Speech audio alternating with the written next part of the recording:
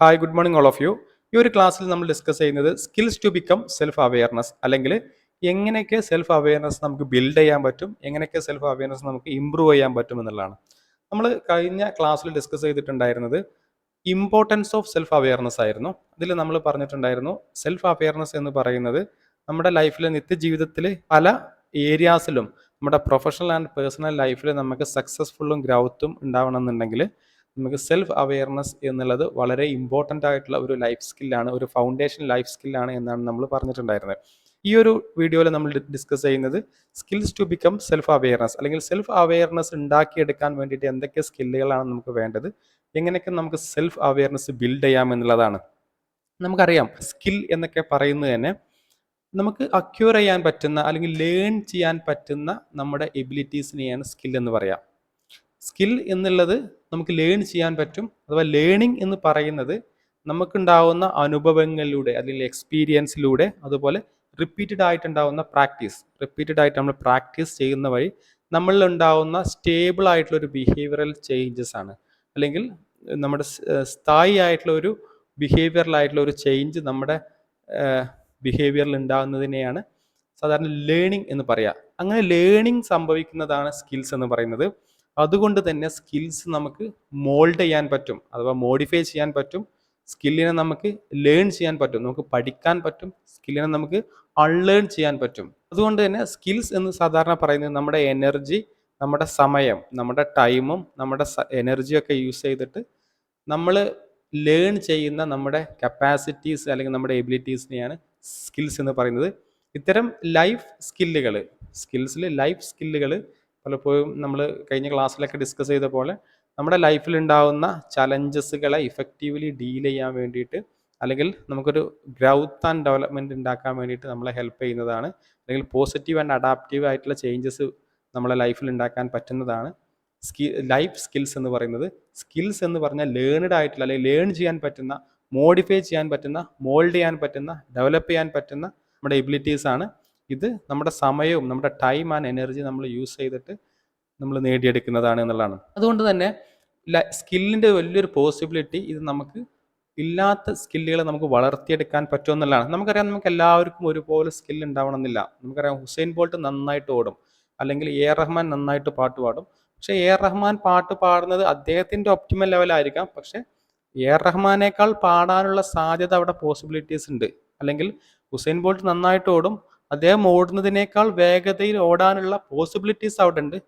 പ്രാക്ടീസിലൂടെയും അത് ഒരാൾക്ക് വേണമെങ്കിൽ അത് മറികടക്കാവുന്നതാണ്. സ്കില്ലിൻ്റെ കാര്യത്തിൽ ഒരിക്കലും നമുക്കൊരു കംപ്ലീറ്റ് സ്റ്റേറ്റ് ഇല്ല, അതൊരു ഒപ്റ്റിമൽ ലെവൽ മാത്രമേ ഉള്ളൂ. അദ്ദേഹം ചെയ്യുന്നത് അദ്ദേഹത്തിൻ്റെ ഒപ്റ്റിമൽ ലെവലായിരിക്കാം, പക്ഷെ അതൊരിക്കലും ഒരു കംപ്ലീറ്റ് സ്റ്റേറ്റ് അല്ല എന്നുള്ളതാണ്. ഈ ഒരു വീഡിയോയിൽ നമ്മൾ പറയാൻ പോകുന്നത് എങ്ങനെയൊക്കെ നമുക്ക് സ്കിൽസ് ഡെവലപ്പ് ചെയ്യാം, എങ്ങനെയൊക്കെ നമുക്ക് സെൽഫ് അവെയർനെസ് ഡെവലപ്പ് ചെയ്യാം എന്നുള്ളതാണ്. ഫസ്റ്റ് പോയിന്റ് ആയിട്ട് പറയുന്നത് മൈൻഡ്ഫുൾനെസ് ആൻഡ് മെഡിറ്റേഷൻ. എന്താണ് മൈൻഡ്ഫുൾനെസ് എന്ന് പറയുന്നത്? സാധാരണ മൈൻഡ്ഫുൾനെസ് എന്ന് പറയുന്നത് നമുക്ക് പ്രത്യേകിച്ച് ജഡ്ജ്മെൻ്റൽ ആവാതെ, അല്ലെങ്കിൽ മുൻവിധികളോ മുൻധാരണകളോ ഒന്നും ഇല്ലാതെ നമ്മൾ ഇപ്പോഴത്തെ സ്റ്റേറ്റിൽ നമുക്ക് ജീവിക്കാൻ പറ്റുക എന്നുള്ളതാണ്. അതിൽ നമ്മുടെ തോട്ടിനെയും നമ്മുടെ ഫീലിങ്സിനെയും, അല്ലെങ്കിൽ നമ്മുടെ ഇന്റേണൽ ആൻഡ് എക്സ്റ്റേണൽ ആയിട്ടുള്ള എൻവയോൺമെൻറ്റിനെയും നമ്മുടെ അവെയർനെസ്സിനെയൊക്കെ തന്നെ നമുക്ക് ഒബ്സർവ് ചെയ്യാൻ സാധിക്കുക. നൗ സ്റ്റേറ്റ് എന്ന് പറഞ്ഞാൽ പ്രസൻറ്റ് സ്റ്റേറ്റിൽ ജീവിക്കാൻ പറ്റുക എന്നുള്ളതാണ് മൈൻഡ്ഫുൾനെസ് എന്നുകൊണ്ട് അർത്ഥമാക്കുന്നത്. മൈൻഡ്ഫുൾനെസ്സിൽ പൂർണ്ണമായും വർത്തമാനകാലത്തിൽ, അല്ലെങ്കിൽ പ്രസൻറ്റ് മൊമെൻറ്റിൽ ജീവിക്കാൻ പറ്റുക എന്നുള്ളതാണ് മൈൻഡ്ഫുൾനെസ് എന്നുകൊണ്ട് അർത്ഥമാക്കുന്നത്. നമുക്കറിയാം നമുക്കുണ്ടാകുന്ന പല മാനസിക സംഘർഷങ്ങളും ഒന്നല്ലെങ്കിൽ അത് പാസ്റ്റ് ഓറിയൻറ്റഡ് ആയിരിക്കാം, അല്ലെങ്കിൽ അത് ഫ്യൂച്ചർ ഓറിയൻറ്റഡ് ആയിരിക്കാം. ഈ നൗ അല്ലെങ്കിൽ പ്രസൻറ്റ് മൊമെൻറ്റ് എന്ന് പറയുന്നത് നമ്മൾ വളരെ ഹാപ്പി ആയിട്ടുള്ള ഒരു സ്റ്റേറ്റ് ആണ്. ഇപ്പം നിങ്ങൾ ഈ വീഡിയോ കാണുന്ന സമയത്ത് നിങ്ങൾക്ക് ഉണ്ടാകുന്ന മാനസിക സംഘർഷങ്ങൾ ഒന്നല്ലെങ്കിൽ പാസ്റ്റിലെ ഫ്രസ്ട്രേഷൻസ് ആയിരിക്കാം, പല നിരാശകളും, നമ്മുടെ ഗോൾ ഡയറക്റ്റ് ആയിട്ടുള്ള ആക്ടിവിറ്റീസ് ചെയ്യാൻ പറ്റാത്തത് മൂലം ഉണ്ടാകുന്ന, അല്ലെങ്കിൽ നമ്മൾ വിചാരിക്കുന്ന രീതിയിൽ നമുക്ക് മുൻപ് പ്രവർത്തിക്കാൻ പറ്റാത്തതിൽ ഉണ്ടാകുന്ന ഗിൽട്ടും ഫ്രസ്ട്രേഷൻസും ആയിരിക്കാം ഒന്ന് നിങ്ങൾ ഡീൽ ചെയ്യുന്നത്. അത് പാസ്റ്റ് ഓറിയൻറ്റഡ് ആണ്, അത് കഴിഞ്ഞു പോയതാണ്. മറ്റ് സംഘർഷങ്ങൾ നമ്മൾ നേരിടുന്ന കാരണം ഫ്യൂച്ചറാണ്. ഫ്യൂച്ചർ എന്ന് പറഞ്ഞാൽ നമ്മൾ ഭാവിയിൽ ഉണ്ടാകുന്ന ആശങ്കകൾ അല്ലെങ്കിൽ ആങ്സൈറ്റികളാണ്. ആങ്സൈറ്റി എപ്പോഴും ഫ്യൂച്ചർ ഓറിയൻറ്റഡ് ആയിരിക്കും. വരാൻ പോകുന്ന ഒരു കാര്യത്തെക്കുറിച്ചായിരിക്കും നമ്മൾ കൂടുതലും മാനസികമായിട്ട് ഉത്കണ്ഠാകുലനാവുന്നത്. ഫ്രസ്ട്രേഷൻസും ഡിപ്രഷനൊക്കെ എപ്പോഴും പാസ്റ്റ് ഓറിയൻറ്റഡ് ആയിരിക്കും. മുൻപ് കഴിഞ്ഞ കാലത്ത് നമുക്ക് കൃത്യമായിട്ട് ചെയ്യാൻ പറ്റാത്തതിലുള്ള ഗിൽറ്റി ഫീലിങ്സ് ഒക്കെ ആയിരിക്കും. അപ്പോൾ എല്ലാ ഇത്തരത്തിലുള്ള സ്ട്രെസ്സുകളും അല്ലെങ്കിൽ നെഗറ്റീവായിട്ടുള്ള ഇമോഷൻസ് ഒക്കെ തന്നെ എപ്പോഴും പാസ്റ്റ് ആൻഡ് ഫ്യൂച്ചറാണ്. ഇപ്പം നൗ ഇപ്പോഴുള്ള ഒരു അവസ്ഥ എന്ന് പറയുന്നത് ആക്ച്വലി നമ്മൾ ഹാപ്പിയാണ്. പക്ഷെ നമ്മളെപ്പോഴും മാനസിക സംഘർഷങ്ങളിലേക്ക് ലീഡ് ചെയ്യുന്നത് നമ്മളെപ്പോഴും ഒന്നല്ലെങ്കിൽ പാസ്റ്റിൽ ജീവിക്കും അല്ലെങ്കിൽ ഫ്യൂച്ചറിൽ ജീവിക്കും എന്നുള്ളതാണ്. ഇങ്ങനെ പാസ്റ്റിലും ഫ്യൂച്ചറിലും ജീവിക്കാതെ ഇപ്പോഴുള്ള മെൻ്റൽ സ്റ്റേറ്റിൽ നമ്മളെ ജീവിക്കാൻ വേണ്ടിയിട്ട് പ്രേരിപ്പിക്കുക അല്ലെങ്കിൽ അതിന് ട്രെയിൻ ചെയ്യുന്നതാണ് മൈൻഡ്ഫുൾനെസ്സും അതുപോലെ മെഡിറ്റേഷൻസ് ഒക്കെ ചെയ്യുന്നത് എന്നുള്ളതാണ്. ഈ മൈൻഡ്ഫുൾനെസ് ആൻഡ് മെഡിറ്റേഷൻ, സാധാരണ മെഡിറ്റേഷൻസ് ഒക്കെ നമ്മൾ കേട്ടിട്ടുള്ള യോഗ എന്ന ടേമിൻ്റെ കൂടെ ആയിരിക്കും. യോഗയും മെഡിറ്റേഷൻസ് ഒക്കെ തന്നെ ഈ പറഞ്ഞ പോലെ അതിന് സ്പിരിച്വൽ അല്ലെങ്കിൽ ഫിസിക്കൽ ആൻഡ് സൈക്കോളജിക്കൽ ആയിട്ടുള്ള പ്രാക്ടീസുകളാണ്. ഇതുപോലെ നമ്മുടെ മൈൻഡ്ഫുൾനെസ് ആയിട്ടുള്ള ഒരു മെൻ്റൽ സ്റ്റേറ്റിലേക്ക് നമ്മൾ എത്തിക്കാൻ വേണ്ടിയിട്ടുള്ള വ്യത്യസ്തമായിട്ടുള്ള മോഡിഫിക്കേഷൻസ് ആണ് മെഡിറ്റേഷൻസ് എന്നൊക്കെ മെഡിറ്റേഷൻ എന്ന് പറയുന്നത്. ഇതിലൊക്കെ തന്നെ നമ്മുടെ ഡിസ്റ്റർബ് ആക്കുന്ന പാസ്റ്റോ ഫ്യൂച്ചറിനെയോ നമുക്ക് ഒഴിവാക്കിയിട്ട് നൗ അല്ലെങ്കിൽ പ്രസന്റ് മൊമെന്റിൽ നമ്മൾ ജീവിക്കാൻ വേണ്ടിയിട്ട് അതിന് പരിശീലനം ചെയ്യുക അല്ലെങ്കിൽ അതിനെ ട്രെയിൻ ചെയ്യുക എന്നുള്ളതാണ് സാധാരണ മെഡിറ്റേഷൻസിലൂടെയും മൈൻഡ്ഫുൾനെസ്സിലൂടെയും ചെയ്യുന്നത് എന്നുള്ളതാണ്. മറ്റൊരർത്ഥത്തിൽ പറയുകയാണെങ്കിൽ നമ്മുടെ മനസ്സെപ്പോഴും ഓട്ടോമാറ്റിക് ആയിട്ടുള്ള ചിന്തകൾ കടന്നു വരുന്ന ഒരവസ്ഥ ഉണ്ടാവും. അപ്പം നമ്മൾ ഒന്നും ചിന്തിക്കാതിരിക്കാൻ വേണ്ടി നമുക്ക് കഴിയില്ല. ഇപ്പം നിങ്ങൾ വീഡിയോ കാണുന്ന സമയത്ത് പോലും നിങ്ങൾ ഇതൊന്ന് പോസ് ചെയ്തിട്ട് നിങ്ങളൊന്ന് ഒന്നും ചിന്തിക്കാത്ത, മനസ്സിലേക്ക് ഒന്നും ചിന്തിക്കാത്തൊരവസ്ഥ ഒന്ന് നിങ്ങൾ സങ്കല്പിച്ച് നോക്കുക. നമുക്കൊരിക്കലും തന്നെ മനസ്സിൽ ഒന്നും ചിന്തിക്കാത്തൊരവസ്ഥ വരില്ല. ഒന്നല്ലെങ്കിൽ ഈ പറഞ്ഞ പോലെ ഭാവിയെക്കുറിച്ചിട്ടുള്ള ആശങ്കകളോ അല്ലെങ്കിൽ പാസ്റ്റിനെ കുറിച്ചിട്ടുള്ളോ അങ്ങനെ എന്തെങ്കിലുമൊക്കെ വരും നമ്മുടെ മനസ്സിലേക്ക്. ഇനിയിപ്പോൾ ഇത് നെഗറ്റീവ് ചിന്തകളല്ലെങ്കിൽ പോലും എന്തെങ്കിലും ന്യൂട്രൽ ആയിട്ടുള്ള എന്തെങ്കിലും ചിന്തകൾ നമ്മളെ മനസ്സിലേക്ക് വരും അല്ലേ. ഇങ്ങനെ ചിന്തകൾ വരുന്നതാണ് പലപ്പോഴും നമുക്ക് ഡിസ്റ്റർബൻസ് ക്രിയേറ്റ് ചെയ്യുന്നത്. ഇങ്ങനെ മെൻ്റലി ഡിസ്റ്റർബ് ആവാതെ വളരെ കാം ആൻഡ് റിലാക്സ്ഡ് ആയിട്ടുള്ള സ്റ്റേറ്റിലേക്ക് നമുക്ക് എത്തണം എന്നുണ്ടെങ്കിൽ മനസ്സിൽ ഒന്നുമില്ലാത്ത അല്ലെങ്കിൽ വളരെ കാം ആയിട്ടുള്ള മെൻ്റൽ സ്റ്റേറ്റിലേക്ക് എത്തുക എന്നുള്ളതാണ്. ഇങ്ങനെ എത്താൻ വേണ്ടി ട്രെയിൻ ചെയ്യുന്നതാണ് പലപ്പോഴും മെഡിറ്റേഷൻസിലൂടെ ചെയ്യുന്നത്. അതിൽ പല രീതിയിലുണ്ട്. ഒന്ന് ഈ പറഞ്ഞ പോലെ ചില ശബ്ദങ്ങൾ അല്ലെങ്കിൽ ചില സൗണ്ടുകൾ അല്ലെങ്കിൽ മന്ത്രാസ് എന്നൊക്കെ അതിനെ വിളിക്കാം. അല്ലെങ്കിൽ ചില ഫോക്കസ് പോയിന്റുകൾ, ഫോക്കസ് പോയിന്റിൽ മാത്രം നോക്കി നിന്നിട്ട് നമ്മൾ മൈൻഡിനെ കാമാക്കുന്ന രീതികൾ, ഇങ്ങനെ ഒരുപാട് രീതികളുണ്ട്. അല്ലെങ്കിൽ ബോഡി സ്കാൻ എന്ന് പറയും. ബോഡി സ്കാൻ എന്ന് പറയുന്നത് സാധാരണ ബോഡിയിലെ സെൻസേഷൻസ്, വ്യത്യസ്ത ബോഡി ഓർഗൻസിൽ ഉണ്ടാകുന്ന സെൻസേഷൻസിന് നമ്മൾ കോൺസെൻട്രേറ്റ് ചെയ്യാൻ പറയാം. അല്ലെങ്കിൽ ബോഡിയിലെ ഓർഗൻസിനെ നമ്മൾ ഇമാജിൻ ചെയ്യുന്നത്. ഇങ്ങനെ ചെയ്യുന്നത് സാധാരണഗതിയിൽ നമ്മൾ ഒന്നുമില്ലാത്തൊരു മെൻ്റൽ സ്റ്റേറ്റ്, നമ്മൾ ഐസ് ക്ലോസ് ചെയ്തിട്ട് ഒന്നുമില്ലാത്തൊരു മെൻ്റൽ സ്റ്റേറ്റിൽ നമ്മളിലേക്ക് എത്തിക്കാൻ വേണ്ടി വളരെ പാടായിരിക്കും. അപ്പോൾ ആദ്യം ചെയ്യുന്നത് നമ്മുടെ വില്ലിനനുസരിച്ച് നമ്മളെ മൈൻഡിനെ കൊണ്ടുവരിക എന്നുള്ളതാണ്. അതിന് വേണ്ടിയിട്ടാണ് സാധാരണ ഈ ബോഡി സ്കാനൊക്കെ ചെയ്യുന്നത്. അല്ലെങ്കിൽ ബോഡിയിലെ വ്യത്യസ്ത പാർട്ടിലേക്ക് നമ്മൾ കോൺസെൻട്രേറ്റ് ചെയ്യുന്നത് നമ്മുടെ വില്ലിനനുസരിച്ചാണ്. ഇപ്പം ഞാൻ ഐസ് ക്ലോസ് ചെയ്തിട്ട് എൻ്റെ ആദ്യം ഫൂട്ടിലേക്ക് എൻ്റെ മൈൻഡിനെ കോൺസെൻട്രേറ്റ് ചെയ്ത് അങ്ങനെ നമ്മൾ ഓരോ ബോഡി പാർട്ടിലേക്കും എൻ്റെ മനസ്സിനെ ഞാൻ കോൺസെൻട്രേറ്റ് ചെയ്യുന്ന വഴി അല്ലെങ്കിൽ എൻ്റെ കോൺഷ്യസ്നെസ്സിനെ ഞാൻ ഫോക്കസ് ചെയ്യുന്ന വഴി എനിക്ക് പുറത്തുള്ള ഡിസ്റ്റർബൻസിനെ എനിക്ക് ഒഴിവാക്കാൻ വേണ്ടി പറ്റും. അപ്പോൾ അത് ഒന്നുമില്ലാത്ത രീതിയിൽ നമ്മൾ ആദ്യം പരിശീലിക്കുന്നതിനേക്കാൾ എന്തെങ്കിലും നമ്മുടെ വില്ലിനനുസരിച്ച് നമ്മുടെ അവയർനെസ്സിലേക്ക് കൊണ്ടെത്തിക്കുകയാണെങ്കിൽ നമുക്ക് പിന്നീട് നമ്മുടെ വില്ലിനനുസരിച്ച് നമുക്ക് പ്രവർത്തിക്കാൻ വേണ്ടി പറ്റും എന്നുള്ളതാണ്. ഇതിൽ ഒരുപാട് വേരിയേഷൻസുകൾ, ഒരുപാട് മെത്തേഡുകൾ നിങ്ങൾക്ക് മെഡിറ്റേഷൻസിലെ കാണാൻ പറ്റും. മെഡിറ്റേറ്റഡ് ആയിട്ടുള്ള സ്റ്റേറ്റിൽ ഇരുന്നിട്ട് ചിലപ്പോൾ ആദ്യം പുറത്തുള്ള എന്തെങ്കിലും ശബ്ദങ്ങളെ കോൺസെൻട്രേറ്റ് ചെയ്യാൻ പറയുന്നത്, അല്ലെങ്കിൽ ഒരു റൂമിൽ ഇരുന്നിട്ട് തന്നെ ഫാൻ്റെ ശബ്ദം മാത്രം കോൺസെൻട്രേറ്റ് ചെയ്യാൻ പറയുന്നത്, അല്ലെങ്കിൽ എന്തെങ്കിലും ഒരു ഫോക്കസ് സംതിങ്, ഒരു മന്ത്രാസ് എന്തെങ്കിലും ആ മന്ത്രത്തിലേക്ക് മാത്രം ഫോക്കസ് ചെയ്യാൻ പറയുന്നത്, എല്ലാം തന്നെ ഈ പറയുന്ന പോലെ ഒരേ ലക്ഷ്യത്തിലേക്ക് പ്രവർത്തിക്കുന്ന വ്യത്യസ്ത മാർഗങ്ങളാണെന്നുള്ളതാണ്. നമ്മൾ ഏതെങ്കിലും ഒരു സ്പോട്ട് അല്ലെങ്കിൽ ഏതെങ്കിലും ഒരു ബിന്ദുവിലേക്ക് മാത്രം, ഒരു ഡോട്ടിലേക്ക് മാത്രം നമ്മൾ ഫോക്കസ് ചെയ്യാൻ പറയുന്നതൊക്കെ ചെയ്യുന്നത് നമ്മുടെ വില്ലിന് അനുസരിച്ച് നമ്മുടെ മൈൻഡിനെ കൺട്രോൾ ചെയ്യാൻ വേണ്ടിയിട്ടാണ്. ഒരുപാട് പ്രാക്ടീസ് ചെയ്യുന്ന മെഡിറ്റേഷൻസ് ഒക്കെ ഒരുപാട് പ്രാക്ടീസ് ചെയ്യുന്ന ആൾക്കാരെ സംബന്ധിച്ചിടത്തോളം, അല്ലെങ്കിൽ ധ്യാനം പ്രാക്ടീസ് ചെയ്യുന്ന ആൾക്കാരെ സംബന്ധിച്ചിടത്തോളം അവർക്ക് പിന്നീട് അവരുടെ മനസ്സിനെ ഒന്നുമില്ലാത്തൊരവസ്ഥയിലേക്ക്, ഒന്നുമില്ല മീൻസ് പ്രത്യേകിച്ച് അവരുടെ വില്ലില്ലാതെ അല്ലെങ്കിൽ അവരുടെ ആഗ്രഹമില്ലാതെ കോൺഷ്യസ്നെസ്സിലേക്ക് ഒന്നും ഫോക്കസ് ചെയ്യാൻ പറ്റാത്തൊരു മെൻ്റൽ സ്റ്റേറ്റിലേക്ക്, അതൊരു സൈക്കോളജിക്കൽ സ്റ്റേറ്റാണ്, ആ ഒരു സ്റ്റേറ്റിലേക്ക് അവർക്ക് എത്താൻ വേണ്ടി പറ്റുന്നുള്ളതാണ്. നമുക്കറിയാം ഇതൊരു എക്സ്ട്രീം ലെവൽ, ഒരു അഡ്വാൻസ്ഡ് വളരെ എക്സ്ട്രീം ലെവലാണ്. പല മെഡിറ്റേറ്റഡ് ആയിട്ടുള്ള സ്റ്റേറ്റുകളിലും മീൻസ് മെഡിറ്റേറ്റഡ് ആയിട്ടുള്ള മെൻ്റൽ സ്റ്റേറ്റിൽ ഒരാൾ കംപ്ലീറ്റ്ലി ഫോക്കസ്ഡ് ആയിട്ട് ഇരിക്കുന്ന സാഹചര്യങ്ങളിൽ അവർക്ക് സമയമൊന്നും അറിയാൻ കഴിയില്ല എന്നുള്ളതാണ്.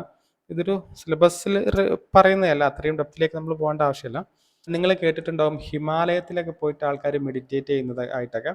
വളരെ ഒരു എക്സ്ട്രീം സ്റ്റേറ്റ് ആണത്. അങ്ങനെയൊക്കെ പോയിരുന്ന ആൾക്കാർ പ്രത്യേകിച്ച് ഭക്ഷണവും വെള്ളമൊന്നും ഇല്ലാതെ ഒരുപാട് ദിവസങ്ങളും ഇപ്പോൾ നിങ്ങൾ റിപ്പോർട്ടുകളൊക്കെ കണ്ടിട്ടുണ്ടാവും, വർഷങ്ങൾ പോലും അവർ പ്രത്യേകിച്ച് ഒന്നുമില്ലാതെ അവർ മെഡിറ്റേറ്റഡ് ആയിട്ടുള്ള സ്റ്റേറ്റിൽ ഇരിക്കാൻ പറ്റുമെന്നുള്ളത്. അവർക്ക് സമയം അറിയുന്നില്ല എന്നുള്ളതാണ്. സമയം അറിയുന്നില്ല, പുറത്തുള്ള സെൻസേഷൻസ്, ഡിസ്റ്റർബൻസ് ഒന്നും അവരെ ബാധിക്കുന്നില്ല. ഒരു നമ്മൾ ഉറങ്ങി എണീക്കുന്ന പോലെ ഒരു ഫ്രഷ്നെസ് ആയിരിക്കും അവർക്ക് ഫീൽ ചെയ്യുക. സാധാരണ ഉറങ്ങിയാൽ നമുക്ക് നമ്മുടെ സമയത്തിൻ്റെ ഡെപ്ത് അളക്കാൻ വേണ്ടി കഴിയില്ലല്ലോ. ഇതുപോലൊരു മെൻ്റൽ സ്റ്റേറ്റ് ആണ് പലപ്പോഴും മെഡിറ്റേഷൻ എന്ന് പറയുന്നത്. അത് ഈ പറയുന്ന ഒരു എക്സ്ട്രീം ലെവലാണ്. വലിയൊരു സ്പിരിച്വൽ കണ്ടന്റുകളൊക്കെ അതിലുണ്ട്. അത്രയൊന്നും ഇല്ലാതെ തന്നെ നമുക്ക് വളരെ റിലാക്സ്ഡ് ആയിട്ട് റിയൽ ലൈഫിൽ, പ്രാക്ടിക്കൽ ലൈഫിൽ പോസിബിൾ ആവുന്ന ഒരുപാട് മൈൻഡ്ഫുൾനെസ്സും മെഡിറ്റേഷൻ ടെക്നിക്കുകളും ഉണ്ട് എന്നുള്ളതാണ്. Okay, how to practise mindfulness or meditation. നമുക്കറിയാം, മൈൻഡ്ഫുൾനെസ് എന്നുള്ളത് നമ്മൾ ഒരുപാട് കേട്ടിട്ടുണ്ട്. അതിൽ മൈൻഡ്ഫുൾ വാക്കിംഗ് അല്ലെങ്കിൽ മൈൻഡ്ഫുൾ ഈറ്റിംഗ് ഒക്കെ കേട്ടിട്ടുണ്ടാവും. മൈൻഡ്ഫുൾ എന്ന് പറഞ്ഞാൽ നമ്മൾ ചെയ്യുന്ന പ്രവൃത്തിയിൽ ഫുള്ളി അവെയർ ആയിട്ട് ചെയ്യുക, പാസ്റ്റിലേക്കും ഫ്യൂച്ചറിലേക്കും പോവാതെ ഫുള്ളി അവെയർ ആയിട്ട് ചെയ്യുക എന്നുള്ളതാണ്. സിംപ്ലി നമുക്ക് ചെയ്യാൻ പറ്റും. നമ്മൾ വീട്ടിൽ നമ്മൾ ഭക്ഷണം കഴിക്കുന്ന സമയത്ത് നമ്മൾ ഫോണ്, ഇത്തരം ഡിസ്റ്റർബൻസ് ഉണ്ടാക്കുന്ന അല്ലെങ്കിൽ ഡീവിയേഷൻ സംഭവിക്കാൻ സാധ്യതയുള്ള സ്റ്റിമുലസുകളൊക്കെ ഒഴിവാക്കിയിട്ട് നമ്മൾ ചെയ്യുന്ന പ്രവൃത്തിയിൽ മാക്സിമം കോൺസെൻട്രേറ്റ് ചെയ്ത് ചെയ്യുക. ഭക്ഷണം കഴിക്കാൻ സമയത്ത് ഭക്ഷണത്തിലുള്ള ഓരോ സെൻസേഷൻസും അല്ലെങ്കിൽ ഓരോ രുചികളും നമ്മൾ എന്ത് ചെയ്യാം, ഓരോ ടേസ്റ്റുകളും നമ്മൾ ആസ്വദിച്ച് കഴിക്കുക എന്നുള്ളത്, അല്ലെങ്കിൽ അതിനെ ഫുള്ളി കോൺസെൻട്രേറ്റ് ചെയ്തുകൊണ്ട് അത് എൻജോയ് ചെയ്തിട്ട് സ്ലോവിൽ കഴിക്കുക എന്നുള്ളതൊക്കെ ഒരു മൈൻഡ്ഫുൾ ഈറ്റിങ്ങിൻ്റെ ഒരു ഭാഗമാണ്. അല്ലെങ്കിൽ മൈൻഡ്ഫുൾ വാക്കിംഗ് നിങ്ങൾ കേട്ടിട്ടുണ്ടാവും. നമ്മൾ ഫ്രീ ആയിരിക്കുന്ന വളരെ കാമായിട്ടുള്ള അറ്റ്മോസ്ഫിയറിലൂടെ ഒക്കെ നമ്മൾ നടക്കുന്നത് വളരെ ക്ലിയർലി എൻജോയ് ചെയ്തുകൊണ്ട് ആ ഒരു മൊമെന്റിൽ ജീവിച്ചുകൊണ്ട് അതിനെ ക്ലിയർലി അവെയർ ആയിക്കൊണ്ട് നമ്മൾ നടക്കുക എന്നുള്ളതാണ്. അങ്ങനെ നമ്മൾ ചെയ്യുന്ന പ്രവൃത്തികളിലൊക്കെ ഒരു അവെയർനെസ് കൊണ്ടുവരിക എന്നുള്ളതാണ് മൈൻഡ്ഫുൾനെസ് എന്നുകൊണ്ട് ഉദ്ദേശിക്കുന്നത്. അത് ഈ പറഞ്ഞ പോലെ നമ്മുടെ എല്ലാ പ്രവൃത്തിയിലും അത് ചെയ്യാൻ പറ്റും. അതിൽ വളരെ ചെറിയ രീതിയിലുള്ള എക്സസൈസുകളുണ്ട്. നമ്മളത് ഡയറക്റ്റ് ആയിട്ടുള്ള ക്ലാസ്സിൽ നമ്മൾ തീർച്ചയായിട്ടും അത് ചെയ്യുന്നതായിരിക്കും. മൈൻഡ്ഫുൾനെസ് വളരെ രസകരമായിട്ട് ചെയ്യാൻ പറ്റുന്ന ചെറിയ എക്സസൈസുകളൊക്കെ. എങ്ങനെ നമുക്ക് മെഡിറ്റേഷൻ പ്രാക്ടീസ് ചെയ്യാം എന്നുള്ളതാണ്.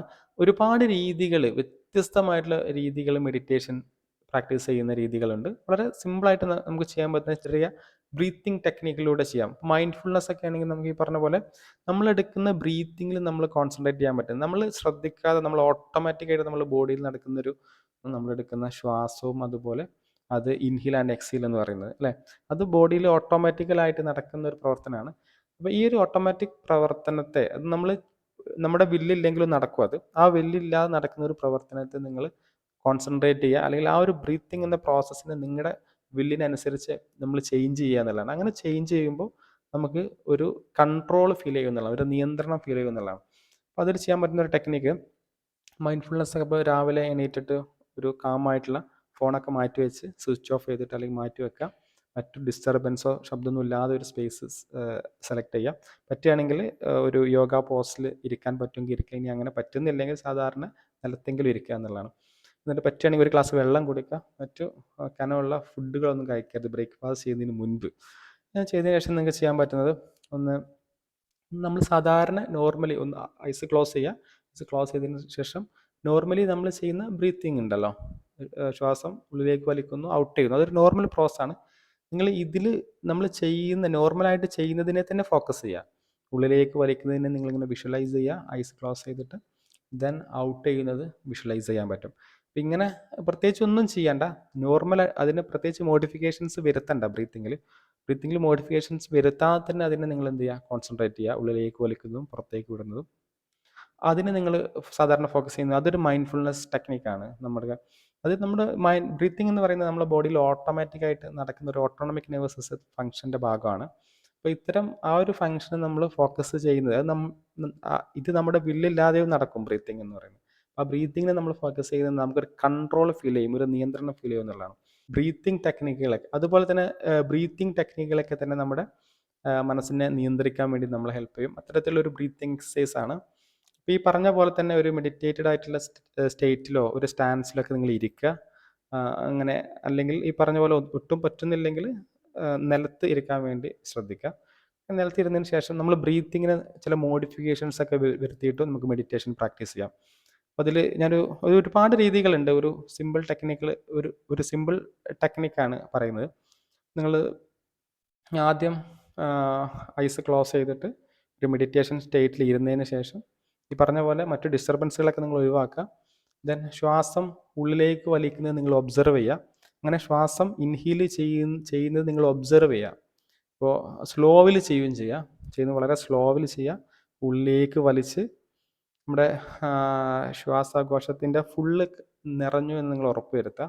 സാധാരണ നമ്മൾ ശ്വാസം എടുക്കുന്നത്, ബ്രീത്ത് എടുക്കുന്നത് നമ്മൾ പകുതി മാത്രമേ എടുക്കുകയുള്ളൂ. ഔട്ട് ചെയ്യുമ്പോൾ നമ്മൾ ഫുള്ള് ഔട്ട് ചെയ്യില്ല എന്നുള്ളതാണ്. കുറച്ച് അകത്ത് വെച്ചിട്ടാണ് ഔട്ട് ചെയ്യുക. ഈ ഒരു പ്രോസസ്സിൽ നിങ്ങൾ ഫുള്ള് ഇന്ന് ചെയ്യുക, ഫുള്ള് ഔട്ടും ചെയ്യുക എന്നുള്ളതാണ്. അപ്പോൾ നമ്മൾ സ്ലോവിലി ഇൻഹീൽ ചെയ്തതിന് ശേഷം അത് കുറച്ച് സമയം ഒരു 10 സെക്കൻഡ് വരെ നിങ്ങൾ ഹോൾഡ് ചെയ്ത് വെക്കുക, ഉള്ളിൽ ഹോൾഡ് ചെയ്യുക. ഇങ്ങനെ ഹോൾഡ് ചെയ്ത് വെക്കുന്ന സമയത്ത് നിങ്ങളതിനെ എണ്ണാൻ പറ്റുമെങ്കിൽ അത് സൈലൻ്റ് ആയിട്ട് മനസ്സിൽ എണ്ണുക എന്നുള്ളതാണ്. കുറച്ച് സമയം വെച്ചാലും മതി. ഇങ്ങനെ സമയം വെക്കുമ്പോൾ ഒരു പ്രോബ്ലം നിങ്ങൾക്ക് കുറേ കൂടി നിങ്ങൾ ചിലപ്പോൾ ഡിസ്റ്റർബഡ് ആവാൻ ചാൻസ് ഉണ്ട്. നിങ്ങൾക്ക് എത്ര സമയം വെച്ചു എന്ന് നമുക്ക് കൗണ്ട് ചെയ്യാൻ സാധിക്കാത്തതുകൊണ്ട് അപ്പോൾ നിങ്ങൾ ഏറ്റവും നല്ലത് മനസ്സിലൊന്ന് എണ്ണുക. ഒരു 8 സെക്കൻഡ് വരെയൊക്കെ സ്ലോവിൽ നിങ്ങൾ കൗണ്ട് ചെയ്യുക. അതിനുശേഷം നിങ്ങളത് ഔട്ട് ചെയ്യുക. ഇങ്ങനെ നിങ്ങൾ ഒരു 10 15 പ്രാവശ്യം നിങ്ങളത് റിപ്പീറ്റ് ചെയ്യുക എന്നുള്ളതാണ്. ഡിസ്റ്റർബ്ഡ് ആണെന്ന് തോന്നുകയാണ്, ഡിസ്റ്റർബ് മീൻസ് ബ്രീത്തിങ് പിടിച്ചു വെക്കാൻ പറ്റുന്നില്ല തോന്നുകയാണെങ്കിൽ തീർച്ചയായിട്ടും അപ്പം തന്നെ നിങ്ങൾ ഔട്ട് ചെയ്യുക എന്നുള്ളതാണ്. ഔട്ട് ചെയ്യുന്നതും ഇൻ ചെയ്യുന്നതും വളരെ സ്ലോവിലാക്കി ചെയ്യുക എന്നുള്ളതാണ്. തീർച്ചയായിട്ടും ഈ മൈൻഡ്ഫുൾനെസ്സും മെഡിറ്റേഷനും നമ്മൾ ക്ലാസ്സിൽ, ഡയറക്റ്റ് ക്ലാസ്സിൽ അതൊരു പ്രാക്ടീസ് ചെയ്യാവുന്നതാണ്. അതുകൊണ്ട് നമുക്കത് പ്രാക്ടീസ് ചെയ്ത് തന്നെ നോക്കുക എന്നുള്ളതാണ്. അതുപോലെ തന്നെ ബോഡി സ്കാൻ വെച്ചിട്ട് നമ്മൾ മൈൻഡ്ഫുൾനെസ്സും മെഡിറ്റേഷനൊക്കെ പ്രാക്ടീസ് ചെയ്യാറുണ്ട്. ബോഡി സ്കാൻ എന്ന് പറഞ്ഞാൽ നമ്മൾ ബോഡിയിലെ ഓരോ ഓർഗൻസിലേക്കും അല്ലെങ്കിൽ ഓരോ ബോഡി പാർട്ടിലേക്കും നമ്മൾ നമ്മുടെ അവയർനെസ്സിനെ ഫോക്കസ് ചെയ്യുക. അതുപോലെ അവിടുത്തെ സെൻസേഷൻസ്, അവിടെ എന്തൊക്കെ ചേഞ്ചാണ് ഉണ്ടാകുന്നത് എന്നുള്ളതിനെ നമ്മൾ ഇങ്ങനെ ആസ്വദിക്കുക, അല്ലെങ്കിൽ അതിനെ നമ്മൾ കൃത്യമായിട്ട് സെൻസ് ചെയ്യുക എന്നുള്ളതാണ് ബോഡി സ്കാൻ ടെക്നിക്കിലൂടെ ചെയ്യുന്നത്. ഇങ്ങനെയുള്ള ഇതൊക്കെ ഡിഫറെൻ്റ് ആയിട്ടുള്ള മാർഗ്ഗങ്ങളാണ്. എല്ലാം ഉദ്ദേശിക്കുന്നത് അല്ലെങ്കിൽ എല്ലാത്തിൻ്റെയും ബെനിഫിറ്റ് എന്ന് പറയുന്നത് നമുക്ക് നമ്മൾ ഇമോഷൻസിനെയൊക്കെ ക്ലിയർ ആയിട്ട് മനസ്സിലാക്കുക, ഇമോഷൻസിനെയൊക്കെ നിയന്ത്രിക്കുക, നമുക്ക് മൈൻഡിലൊരു നിയന്ത്രണം കൊണ്ടുവരിക എന്നുള്ളതാണ്. നമുക്ക് നമ്മുടെ വില്ലിനനുസരിച്ച് ചേഞ്ച് മാറാനുള്ള, അല്ലെങ്കിൽ നമ്മുടെ വില്ലിനനുസരിച്ച് നമ്മുടെ മനസ്സിനെ നിയന്ത്രിക്കാനുള്ള ഒരു കഴിവും ഒരു കപ്പാസിറ്റിയും കൊണ്ടുവരിക എന്നുള്ളതാണ് പ്രധാനമായിട്ട് ലക്ഷ്യമാക്കുന്നത്. ഒപ്പം തന്നെ ഇത് റെഗുലറായിട്ട് നമ്മൾ പ്രാക്ടീസ് ചെയ്യുകയാണെങ്കിൽ നമുക്ക് സ്ട്രെസ്സ് കുറക്കാൻ വേണ്ടി പറ്റും. അതുപോലെ തന്നെ ഇമോഷൻസിനെ നിയന്ത്രിക്കാൻ പറ്റും. ഇമോഷണൽ റെഗുലേഷൻ പോസിബിൾ ആവും. നമുക്കിത് ചെയ്ത് കഴിഞ്ഞ് ഇമ്മീഡിയറ്റ്ലി തന്നെ മൈൻഡ് വളരെയധികം റിലാക്സ്ഡ് ആയിട്ട് ഫീൽ ചെയ്യും. ഒരു കാം ഫീലിംഗ് നമുക്ക് കിട്ടും. രാവിലേക്ക് നമ്മൾ റിപ്പീറ്റ് ആയിട്ട് അല്ലെങ്കിൽ ഡെയിലി റെഗുലറായിട്ട് നമ്മളിത് പ്രാക്ടീസ് ചെയ്യുന്ന ഒരാളാണെങ്കിൽ എൻ്റയർ ലൈഫിൽ നമുക്കതിൻ്റെ ഇഫക്റ്റ് കാണാൻ വേണ്ടി പറ്റും എന്നുള്ളതാണ്. തീർച്ചയായിട്ടും ഇത് വളരെ ഡീറ്റെയിൽ ആയിട്ട് നമുക്ക് ക്ലാസ്സിൽ നേരിട്ട് ഇത് ചെയ്ത് പഠിച്ചിട്ട് നമുക്കത് പ്രാക്ടീസ് ചെയ്തിട്ട് ചെയ്ത് നോക്കാമെന്നുള്ളതാണ്. ഒപ്പം തന്നെ നമ്മൾ ഈ പറഞ്ഞ പോലെ സെൽഫ് അവെയർനെസ് നമുക്ക് കൂടും. നമ്മുടെ ഇമോഷൻസിനെയും നമ്മുടെ മോട്ടിവേഷൻസിനെയും നമ്മുടെ വാല്യൂസിനെയും നമ്മുടെ സ്ട്രെങ്ത് ആൻഡ് വീക്ക്നെസ് ഒക്കെ നമുക്ക് മനസ്സിലാക്കാൻ പറ്റും. അത് നമുക്ക് നിയന്ത്രിക്കാനും അതുപോലെ അതിനെ കൺട്രോൾ ചെയ്യാനൊക്കെ നമുക്ക് സാധിക്കും എന്നുള്ളതാണ്. ഇതാണ് മൈൻഡ്ഫുൾനെസ് ആൻഡ് മെഡിറ്റേഷൻ എന്ന് പറയുന്നത്. അടുത്ത ഒരു ടെക്നിക്കായിട്ട് പറയുന്നത് ജേർണലിംഗ് ആൻഡ് സെൽഫ് റിഫ്ലക്ഷൻ എന്നുള്ളതാണ്. സാധാരണ ജേർണലിംഗ് എന്ന് പറയുന്നത് write down your thought, feelings and experience. നമ്മുടെ അനുഭവങ്ങളെ അല്ലെങ്കിൽ നമ്മുടെ ഫീലിങ്സിനെ, നമ്മുടെ ചിന്തകളെയൊക്കെ തന്നെ നമ്മൾ റെഗുലർലി ഇത് എഴുതി വെക്കുക എന്നുള്ളതാണ്. അന്ന് രാത്രി കിടക്കുന്നതിന് മുൻപ് അല്ലെങ്കിൽ ഒരു വീക്കിലി ഒരു പ്രാവശ്യം ആ ആഴ്ചയിൽ നടന്നത്, ദിവസമാണെങ്കിൽ അന്ന് നടന്നിട്ടുള്ള നമുക്ക് എന്തൊക്കെ എക്സ്പീരിയൻസുകളാണ് ഉണ്ടായത്, എന്തൊക്കെ തോന്നലുകൾ, എന്തൊക്കെ ഫീലിങ്ങുകൾ നമുക്ക് വന്നു, എന്തൊക്കെ ചിന്തകളാണ് ഡിഫറെൻ്റ് ആയിട്ടുള്ള ലൈഫ് കോണ്ടെക്സ്റ്റിൽ ആ ഒരു സെർട്ടൻ കോണ്ടെക്സ്റ്റിനോട് നമ്മൾ എങ്ങനെയാണ് ബിഹേവ് ചെയ്തത് എന്നുള്ളതൊക്കെ നമ്മൾ റെഗുലർലി നമ്മൾ എഴുതി വെക്കുന്നതിനാണ് ജേർണലിംഗ് എന്ന് പറയാം. ഇത്തരം ചിന്തകളെയും ഇത്തരം ഇമോഷൻസിനെയും ഒക്കെ തന്നെ, അല്ലെങ്കിൽ നമ്മളെ തന്നെ നമ്മളൊരു ക്രിട്ടിക്കലി നമ്മൾ ഇവാലുവേറ്റ് ചെയ്യുന്നതിനെയാണ് സാധാരണ സെൽഫ് റിഫ്ലക്ഷൻ എന്ന് പറയുക. അപ്പോൾ ഈ ജേർണലിങ്ങും അതുപോലെ സെൽഫ് റിഫ്ലക്ഷനും നമ്മുടെ ഇമോഷൻസിനെയും നമ്മുടെ മോട്ടിവേഷൻസിനെയും നമ്മൾ എഴുതി വെക്കുന്ന വഴി, നമ്മൾ പിന്നീട് അത് വായിച്ചു നോക്കുന്ന വഴി, പിന്നീട് നമ്മളതിനെ ഇവാലുവേറ്റ് ചെയ്യുന്ന വഴി, അല്ലെങ്കിൽ നമ്മളതിനെ വിശദീകരിക്കുകയും വിശകലനം ചെയ്യുകയൊക്കെ ചെയ്യുന്ന വഴി നമുക്കതിൽ കൂടുതൽ അവെയർ ആവാൻ പറ്റും. നമ്മുടെ ചിന്തകളെക്കുറിച്ച്, നമ്മുടെ ഇമോഷൻസ് എന്താണെന്നുള്ള നമ്മളെ ക്ലിയർലി മനസ്സിലാക്കാൻ പറ്റും എന്നുള്ളതാണ്. ഒപ്പം തന്നെ ഇത് ഒരേ സമയം ഒരു തിങ്കിങ് റീകൺസ്ട്രക്ഷനും കൂടിയാണ്. നമ്മൾ പലപ്പോഴും പല സാഹചര്യത്തോടും നമ്മൾ പെരുമാറിയിരുന്ന രീതി നമ്മളൊരു തെറ്റായിട്ടായിരിക്കും പെർസീവ് ചെയ്തിട്ടുണ്ടാവുക, അല്ലെങ്കിൽ ആ ഒരു കോണ്ടെക്സ്റ്റിനെ നമ്മൾ റോങ് ആയിട്ട് പെർസീവ് ചെയ്തിട്ടുണ്ടാവും. നമ്മൾ ആ ഒരു സംഭവം വീണ്ടും നമ്മൾ ഇമാജിൻ ചെയ്യുന്ന വഴി അല്ലെങ്കിൽ വീണ്ടും അത് എഴുതി വെക്കുന്ന വഴി നമുക്കതിൻ്റെ ഒരു റിയൽ പെർസെപ്ഷൻ കിട്ടാൻ സാധ്യതയുണ്ട് എന്നുള്ളതാണ്. ഇപ്പോൾ ആരെങ്കിലും നമ്മോട് സംസാരിച്ചതായിട്ട് ആ സമയത്ത് നമ്മളൊരു നെഗറ്റീവ് മൂഡ് സ്റ്റേറ്റിലാണെങ്കിൽ നമ്മൾ അതിനെ പെർസീവ് ചെയ്തിട്ടുണ്ടാവുക വളരെ മോശമായിട്ടായിരിക്കും. ശരിക്കും അദ്ദേഹം ഉദ്ദേശിച്ചിട്ടുള്ളത് അതിൻ്റെ പോസിറ്റീവ് വേയിലായിരിക്കും. അത് പിന്നീട് നമ്മുടെ വളരെ കാമായിരിക്കുന്ന സമയത്ത് അല്ലെങ്കിൽ നമ്മൾ വീട്ടിലായിരിക്കുന്ന സമയത്ത് അല്ലെങ്കിൽ ഡിഫറെൻറ്റ് കോണ്ടെക്സ്റ്റിൽ നമ്മളത് എഴുതി വെച്ചിട്ട് നമ്മളത് മനസ്സിലാക്കുന്ന വഴി അതിൻ്റെ റിയൽ മീനിങ് നമുക്ക് കിട്ടാൻ സാധ്യത ഉണ്ടെന്നുള്ളതാണ്. അപ്പോൾ ഇത്തരത്തിലുള്ള നമ്മുടെ തിങ്കിങ്ങിനെ റീകൺസ്ട്രക്ട് ചെയ്യാൻ വേണ്ടിയിട്ട് റിയൽ പെർസെപ്ഷൻ കിട്ടാൻ വേണ്ടിയിട്ടൊക്കെ തന്നെ ജേർണലിങ്ങും സെൽഫ് റിഫ്ലക്ഷനും നമ്മളെ ഹെൽപ്പ് ചെയ്യുന്നുള്ളതാണ്.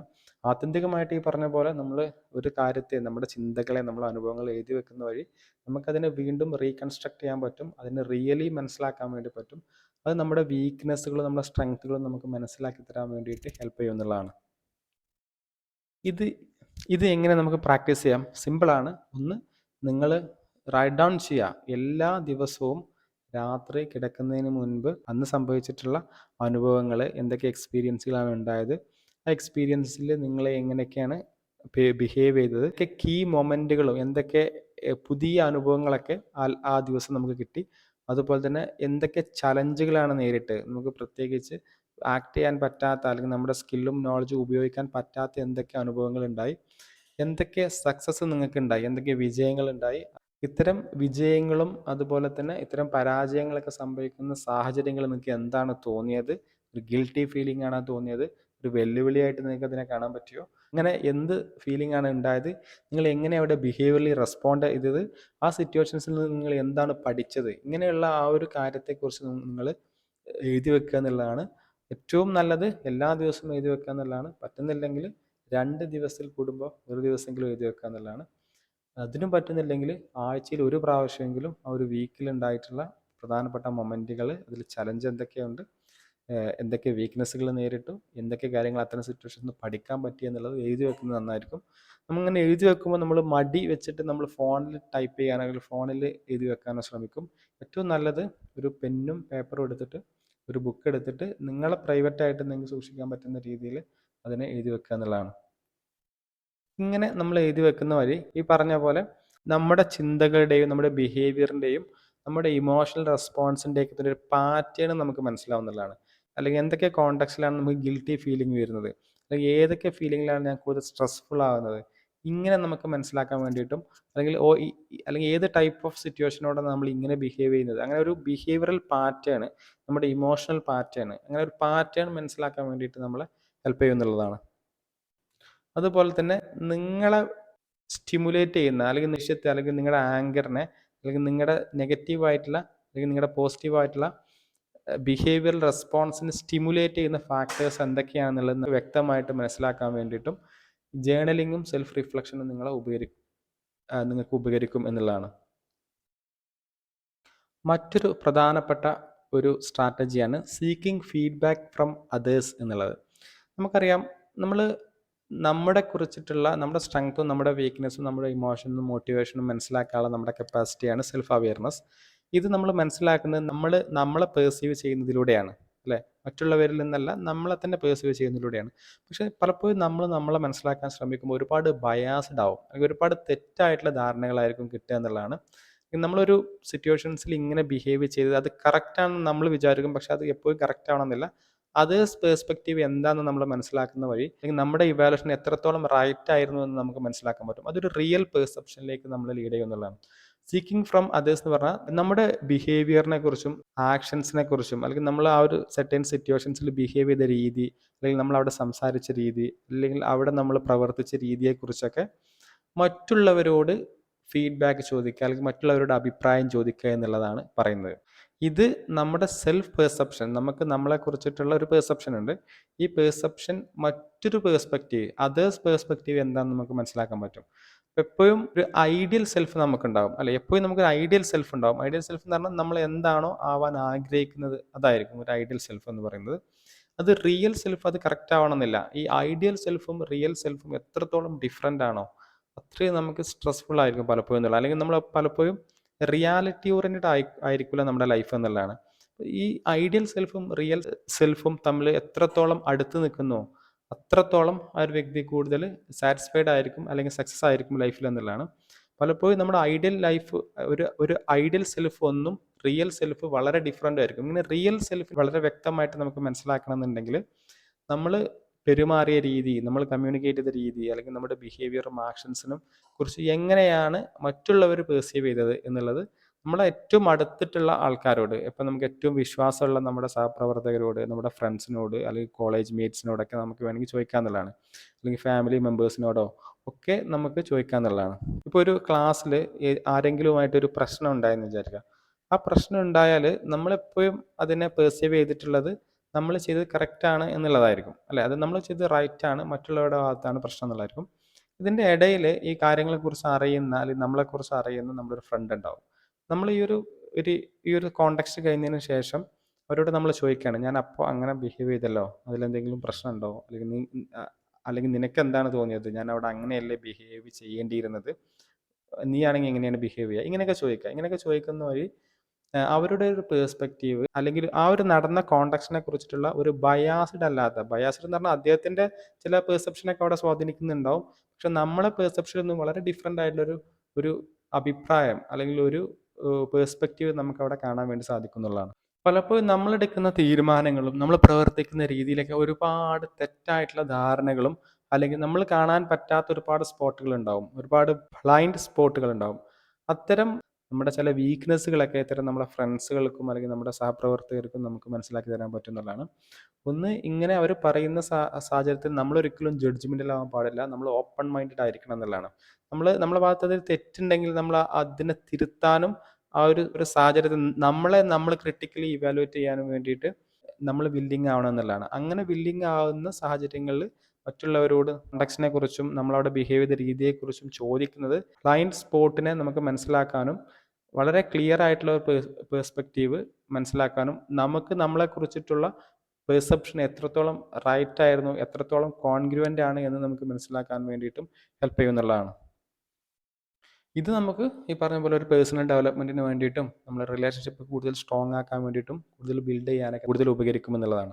മറ്റൊരു പ്രധാനപ്പെട്ട പോയിന്റാണ് പ്രാക്ടീസ് ആക്റ്റീവ് ലിസണിങ് എന്നുള്ളത്. നമുക്കറിയാം, ലിസൺ ചെയ്യാന്ന് സാധാരണ നമ്മൾ പറയാറുള്ളത് ഒരു കാര്യത്തെ ഫുള്ളി നമ്മൾ കോൺസെൻട്രേറ്റ് ചെയ്തുകൊണ്ട് തോട്ട്ഫുള്ളി മനസ്സിലാക്കുന്നതിനെയാണ് സാധാരണ നമ്മൾ ലിസണിങ് എന്ന് പറയുക. അതൊരു ജസ്റ്റ് ഹിയറിങ് മാത്രമല്ല, നമ്മൾ കേൾക്കുക കേൾക്കുക എന്നുള്ള സെൻസേഷൻ മാത്രമല്ല, അതിനെ ചിന്തിച്ച് അതിനെ മീനിങ് ഫുള്ളി അണ്ടർസ്റ്റാൻഡ് ചെയ്യുമ്പോഴാണ് സാധാരണ ലിസണിങ് എന്ന് പറയുക. സാധാരണ ഹിയറിങ് എന്നുള്ള ഒരു സെൻസേഷനാണ്. ലിസണിങ് എന്നുള്ളത് അത് തോട്ട്ഫുള്ളി നമ്മൾ സെൻസ് ചെയ്യുക, അല്ലെങ്കിൽ തോട്ട്ഫുള്ളി പെർസീവ് ചെയ്യുക എന്നുള്ളതും കൂടിയാണ് ലിസണിങ്.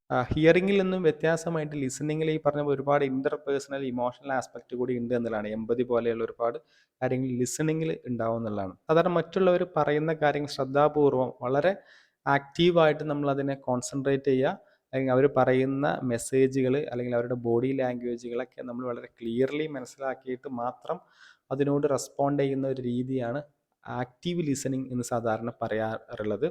ഇത് ഈ പറഞ്ഞ പോലെ നമുക്കൊരു നല്ലൊരു റിലേഷൻഷിപ്പ് ബിൽഡ് ചെയ്യാനും, മറ്റുള്ളവർക്ക് നമ്മുടെ ഒരു വിശ്വാസം കൂടാൻ വേണ്ടിയിട്ടും, ഒരു ഗ്രൂപ്പ് ഡൈനാമിസം അല്ലെങ്കിൽ ഒരു സോഷ്യൽ ഡൈനാമിസം കൃത്യമായിട്ട് മനസ്സിലാക്കാൻ വേണ്ടിയിട്ടൊക്കെ ഉപകരിക്കുന്നതാണ്. നമ്മളൊരു ഗ്രൂപ്പിൽ പ്രവർത്തിക്കുമ്പോൾ, അല്ലെങ്കിൽ നമ്മുടെ ഫ്രണ്ട്സിൻ്റെ ഇടയിലൊക്കെ തന്നെ ഒരുപാട് ഗ്രൂപ്പ് ഡൈനാമിസംസ് അവിടെ സംഭവിക്കും. ഈ പറഞ്ഞ പോലെ ഇതിന് മുമ്പ് ക്ലാസ്സിൽ പറഞ്ഞിട്ടുണ്ടായിരുന്നു സോഷ്യൽ ലോഫിംഗ് എന്ന് പറയുന്നത്. ഒരു ഗ്രൂപ്പിൽ ആളുകളുടെ എണ്ണം കൂടുന്ന സമയത്ത് കുറേ മെമ്പേഴ്സ് അവർ കൃത്യമായിട്ട് അവർ നോട്ടീസ് ചെയ്യപ്പെടുന്നില്ല, അവരുടെ ഇഫോർട്ട് നോട്ടീസ് ചെയ്യപ്പെടുന്നില്ല എന്ന് മനസ്സിലാക്കിയാൽ അവരെന്ത് ചെയ്യും? ലെസ് ഇഫോർട്ടായിരിക്കും ആ ഗ്രൂപ്പിലെ ഒരു പ്രവൃത്തിക്ക് വേണ്ടി കൊടുക്കുന്നത്. അല്ലെങ്കിൽ നമ്മൾ സോഷ്യൽ ഫെസിലിറ്റേഷൻ എന്ന് പറയും. ഒരു ഗ്രൂപ്പിൽ ഒരു ഓഡിയൻസ് കൂടുമ്പോൾ നമ്മുടെ ചില ബിഹേവിയർ റെസ്പോൺസ് കൂടുക, മറ്റൊരാളുടെ പ്രസൻസ് നമ്മൾ ഉണ്ടാക്കുന്ന ചില ബിഹേവിയർ ഒക്കെ ഉണ്ട്. പലപ്പോഴും പല സോക്കർ സോക്കർ ഫാൻസൊക്കെ പ്രശ്നങ്ങൾ ഉണ്ടാകുന്നത് ഹൂലിംഗനിസം എന്നൊക്കെ പറയും. ഒരു ഗ്രൂപ്പിലാവുമ്പോൾ, ഇപ്പോൾ ഒരു തിയേറ്ററിൽ പോയിരിക്കുന്ന സമയത്ത്, അല്ലെങ്കിൽ ഒരു ഒരു ഒരു ഫെസ്റ്റിവൽ നടക്കുന്ന സമയത്തൊക്കെ തന്നെ ഒരു ഗ്രൂപ്പായിട്ടാണ് ഒരാൾക്കാർ വരുന്നതെങ്കിൽ, ഒറ്റയ്ക്ക് പ്രവർത്തിക്കുന്നതിനേക്കാൾ വളരെ ഡിഫറെൻ്റ് ആയിട്ടുള്ള ചില ഡി ഇൻഡിവിജ്വേഷൻസ് ഒക്കെ ആ ഒരു വ്യക്തിയിൽ സംഭവിക്കും. ആ ഒരു വ്യക്തിയുടെ അവരുടെ യഥാർത്ഥ ബോധം അവർ മറച്ചു വെക്കുകയും ഒരു ഗ്രൂപ്പിൻ്റെ ചില ബിഹേവിയറും കുറച്ച് അഗ്രസീവായിട്ടും സോഷ്യൽ നോംസിനെ വയലേറ്റ് ചെയ്യുന്നതായൊക്കെ നമുക്ക് കാണാൻ പറ്റും. ഒരു ഗ്രൂപ്പ് ഡൈനാമിസംസ് ഉണ്ട് ഇത്തരത്തിലുള്ള. ഇങ്ങനെ ഗ്രൂപ്പ് ഡൈനാമിസം പലപ്പോഴും ഒരു ഇൻഡിവിജ്വൽ റിഫ്ലക്ഷൻ ആവണമെന്നില്ല. ആ ഒരു വ്യക്തിയുടെ റിയൽ പേഴ്സണാലിറ്റിയും ബിഹേവിയറും ആയിരിക്കണം എന്നല്ല ഒരു ഗ്രൂപ്പിൽ ഒരു വ്യക്തി കാണിക്കുന്നത്. അപ്പം ഇങ്ങനെയുള്ള ഗ്രൂപ്പ് നമുക്ക് ക്ലിയറായിട്ട് അവെയർ ചെയ്യാനും അത് ക്ലിയർലി മനസ്സിലാക്കാനും ആക്റ്റീവ് ലിസണിങ് കൊണ്ട് സാധിക്കും എന്നുള്ളതാണ്. മറ്റൊരു അർത്ഥത്തിൽ പറഞ്ഞാൽ നമ്മൾ വളരെ ക്ലിയർ ആയിട്ട് സിറ്റുവേഷൻസിനെ ഒബ്സർവ് ചെയ്യണം, കാര്യങ്ങളെ മനസ്സിലാക്കിയിട്ട് മാത്രം പ്രവർത്തിക്കുക, കാര്യങ്ങൾ മനസ്സിലാക്കിയിട്ട് മാത്രം റെസ്പോണ്ട് ചെയ്യുക അതിനോട് എന്നുള്ളതാണ്. ഇത് എങ്ങനെ നമുക്ക് പ്രാക്ടീസ് ചെയ്യാം? നമ്മുടെ നിത്യജീവിതത്തിൽ ഒരുപാട് പേരുമായി നമ്മൾ സംസാരിക്കുന്നുണ്ട്, മറ്റുള്ളവർ പറയുന്നത് നമ്മൾ കേൾക്കേണ്ടി വരുന്ന ഒരുപാട് സാഹചര്യങ്ങളുണ്ട്. ഇത്തരം സാഹചര്യങ്ങൾ നമ്മൾ ബോധപൂർവം ഡെലിബറേറ്റ്ലി നമ്മൾ ഇതിനു വേണ്ടി ശ്രമിക്കുക എന്നുള്ളതാണ്. മറ്റുള്ളവർ പറയുന്ന വാക്കുകൾ, വേർഡ് ടു വേർഡായിട്ടും അതുപോലെ സെൻറ്റൻസ് ആയിട്ടും ഇതിൻ്റെ അവരുടെ ബോഡി ലാംഗ്വേജും വളരെ ക്ലിയറിലായിട്ട് മനസ്സിലാക്കുക. അവർ പറയുന്ന കോണ്ടക്സ്റ്റിനെ നിങ്ങൾ കൃത്യമായിട്ട് ഒബ്സർവ് ചെയ്യുക. ആ ഒരു കോണ്ടക്സ്റ്റ് എന്തായിരുന്നു എന്നൊക്കെ വളരെ ക്ലിയർ ആയിട്ട് മനസ്സിലാക്കുക. അവർ പറയുന്നതിന് ഇടയ്ക്ക് കയറി നമ്മൾ സംസാരിക്കരുത് എന്നുള്ളതാണ്. അത് സാധാരണ ഏതൊരു കമ്മ്യൂണിക്കേഷൻ സ്റ്റൈലിൻ്റെ ഭാഗം കൂടിയാണ്. മറ്റുള്ളവർ പറയുന്നതിന് ഇടയ്ക്ക് ഒരിക്കലും നമ്മൾ ഇമ്പൾസീവായിട്ട് സംസാരിക്കരുത് എന്നുള്ളതാണ്. അവർ പറയട്ടെ, അവർ പറഞ്ഞ് ഒരു സെക്കൻഡ് കഴിഞ്ഞ് അല്ലെങ്കിൽ അവർ പറഞ്ഞ് നിർത്തിയിട്ട്, സാധാരണ നമുക്കൊരാൾ പറഞ്ഞു കഴിഞ്ഞാൽ അവരുടെ ഒരു ബോഡി ലാംഗ്വേജ് ഒന്ന് മനസ്സിലാവും അവർക്ക് ഇനി പറയാനുണ്ടോ, ഒരു കംപ്ലീറ്റ് സ്റ്റേറ്റ്മെൻ്റ് ആണോ എന്നുള്ളത്. ഒരു ഫുള്ളി പറഞ്ഞതിന് ശേഷം മാത്രം നമ്മൾ റെസ്പോണ്ട് ചെയ്യുക എന്നുള്ളതാണ്. അങ്ങനെ ചെയ്യുമ്പോഴാണ് അവർക്ക് നമ്മോട് റെസ്പെക്റ്റ് ഫീൽ ചെയ്യുള്ളൂ. ഈവൻ അവർ നമ്മോട് ഒരു ആർഗ്യൂ ചെയ്യുകയാണെങ്കിൽ പോലും, ഒരു ഓപ്പോസിറ്റ് ആർഗ്യുമെൻ്റ് ആണ് അവർ പറയുന്നതാണെങ്കിൽ പോലും, അവർ പറയാനുള്ളത് നമ്മൾ പൂർണ്ണമായിട്ടും കേട്ട് ലിസൺ ചെയ്ത് അതിനെ മനസ്സിലാക്കിയതിന് ശേഷം മാത്രം തോട്ട്ഫുള്ളി മാത്രം റെസ്പോണ്ട് ചെയ്യുന്ന ഒരു രീതിയാണ് ക്ലിയർലി മറ്റുള്ളവർക്ക് നമ്മുടെ റെസ്പെക്റ്റ് ഫീൽ ചെയ്യും, ഒരു നല്ലൊരു റിലേഷൻഷിപ്പ് ബിൽഡ് ചെയ്യാൻ വേണ്ടിയിട്ട് നമ്മൾ ഹെൽപ്പ് ചെയ്യുന്നുള്ളതാണ്. അപ്പോൾ ഈ പറഞ്ഞ പോലെ മറ്റുള്ളവർ പറയുന്നതിന് ഇടയ്ക്ക് കയറി സംസാരിക്കാതിരിക്കുക, അവർ പറഞ്ഞ് ഫുള്ള് കംപ്ലീറ്റ് ചെയ്തതിന് ശേഷം മാത്രം സംസാരിക്കുക. നമ്മൾ പറയുന്നതിനിടയ്ക്ക് അവർ ഇടയ്ക്ക് കയറി സംസാരിക്കുകയാണെങ്കിൽ ഏറ്റവും ചെയ്യാൻ പറ്റുന്ന ഒരു രീതി നമ്മൾ ആ സമയത്ത് സ്റ്റോപ്പ് ചെയ്യുക എന്നുള്ളതാണ്.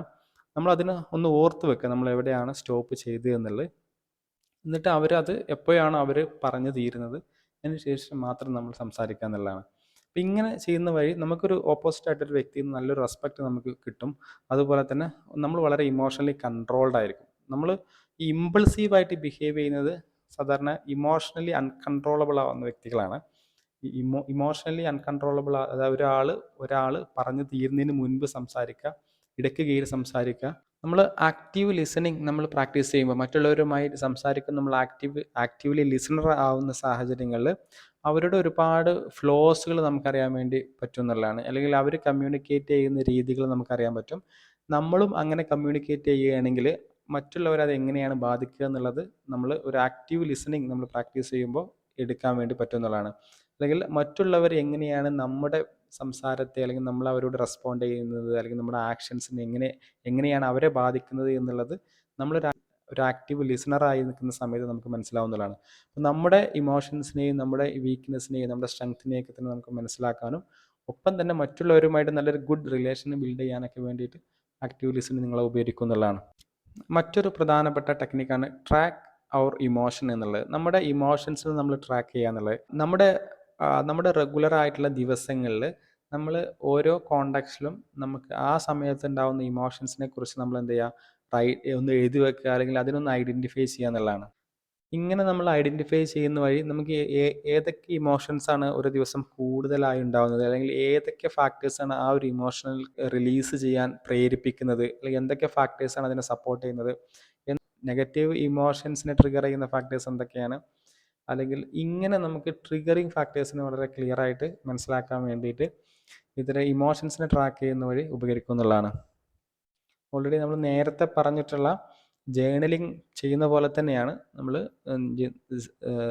ഇത് സാധാരണ നമ്മൾ നേരത്തെ നമ്മൾ പറഞ്ഞിട്ടുള്ള ജേർണലിങ് ചെയ്യുന്ന പോലെ തന്നെയാണ്. അത് നമ്മൾ വളരെ പീരിയോഡിക്കലി അല്ലെങ്കിൽ ഒരു വീക്കിൽ ഒരു പ്രാവശ്യമോ രാത്രിയൊക്കെ ചെയ്യുന്നതിന് പകരം ഇത് ഈ പറഞ്ഞ പോലെ ജീവിതത്തിൽ ഓരോ സാഹചര്യത്തിലും നമ്മൾ ഒരു ദിവസം കോളേജിൽ വരുന്നു, പുറത്തു പോകുന്നു, വീട്ടിൽ പോകുന്നു, ഇങ്ങനെയുള്ള ഒരുപാട് സാഹചര്യം, ഇങ്ങനെ ഓരോ കോണ്ടാക്ട്സിലും ക്ലാസ്സിലിരിക്കുന്നു, ക്യാൻറ്റീനിൽ പോകുന്നു, പുറത്തു പോകുന്നു, ഔട്ടിങ്ങിന് പോകുന്നു, അല്ലെങ്കിൽ മറ്റു പാർട്ടിക്ക് പോകുന്നു, ഇങ്ങനെയുള്ള ഓരോ കോണ്ടാക്ട്സിലും ഡിഫറെൻ്റ് ആയിട്ടുള്ള കോണ്ടാക്സ്റ്റിൽ വ്യത്യസ്തമായിട്ടുള്ള ആൾക്കാരുമായിട്ട് അഭിമുഖീകരിക്കുന്ന സാഹചര്യങ്ങൾ വരുന്ന സാഹചര്യത്തിലൊക്കെ ആ സമയത്ത് നമുക്ക് എന്താണ് തോന്നുന്നത് നമ്മൾ സ്വയം ചോദിക്കുക, അതിനെ നമ്മൾ ഐഡൻറ്റിഫൈ ചെയ്യുക എന്നുള്ളതാണ്.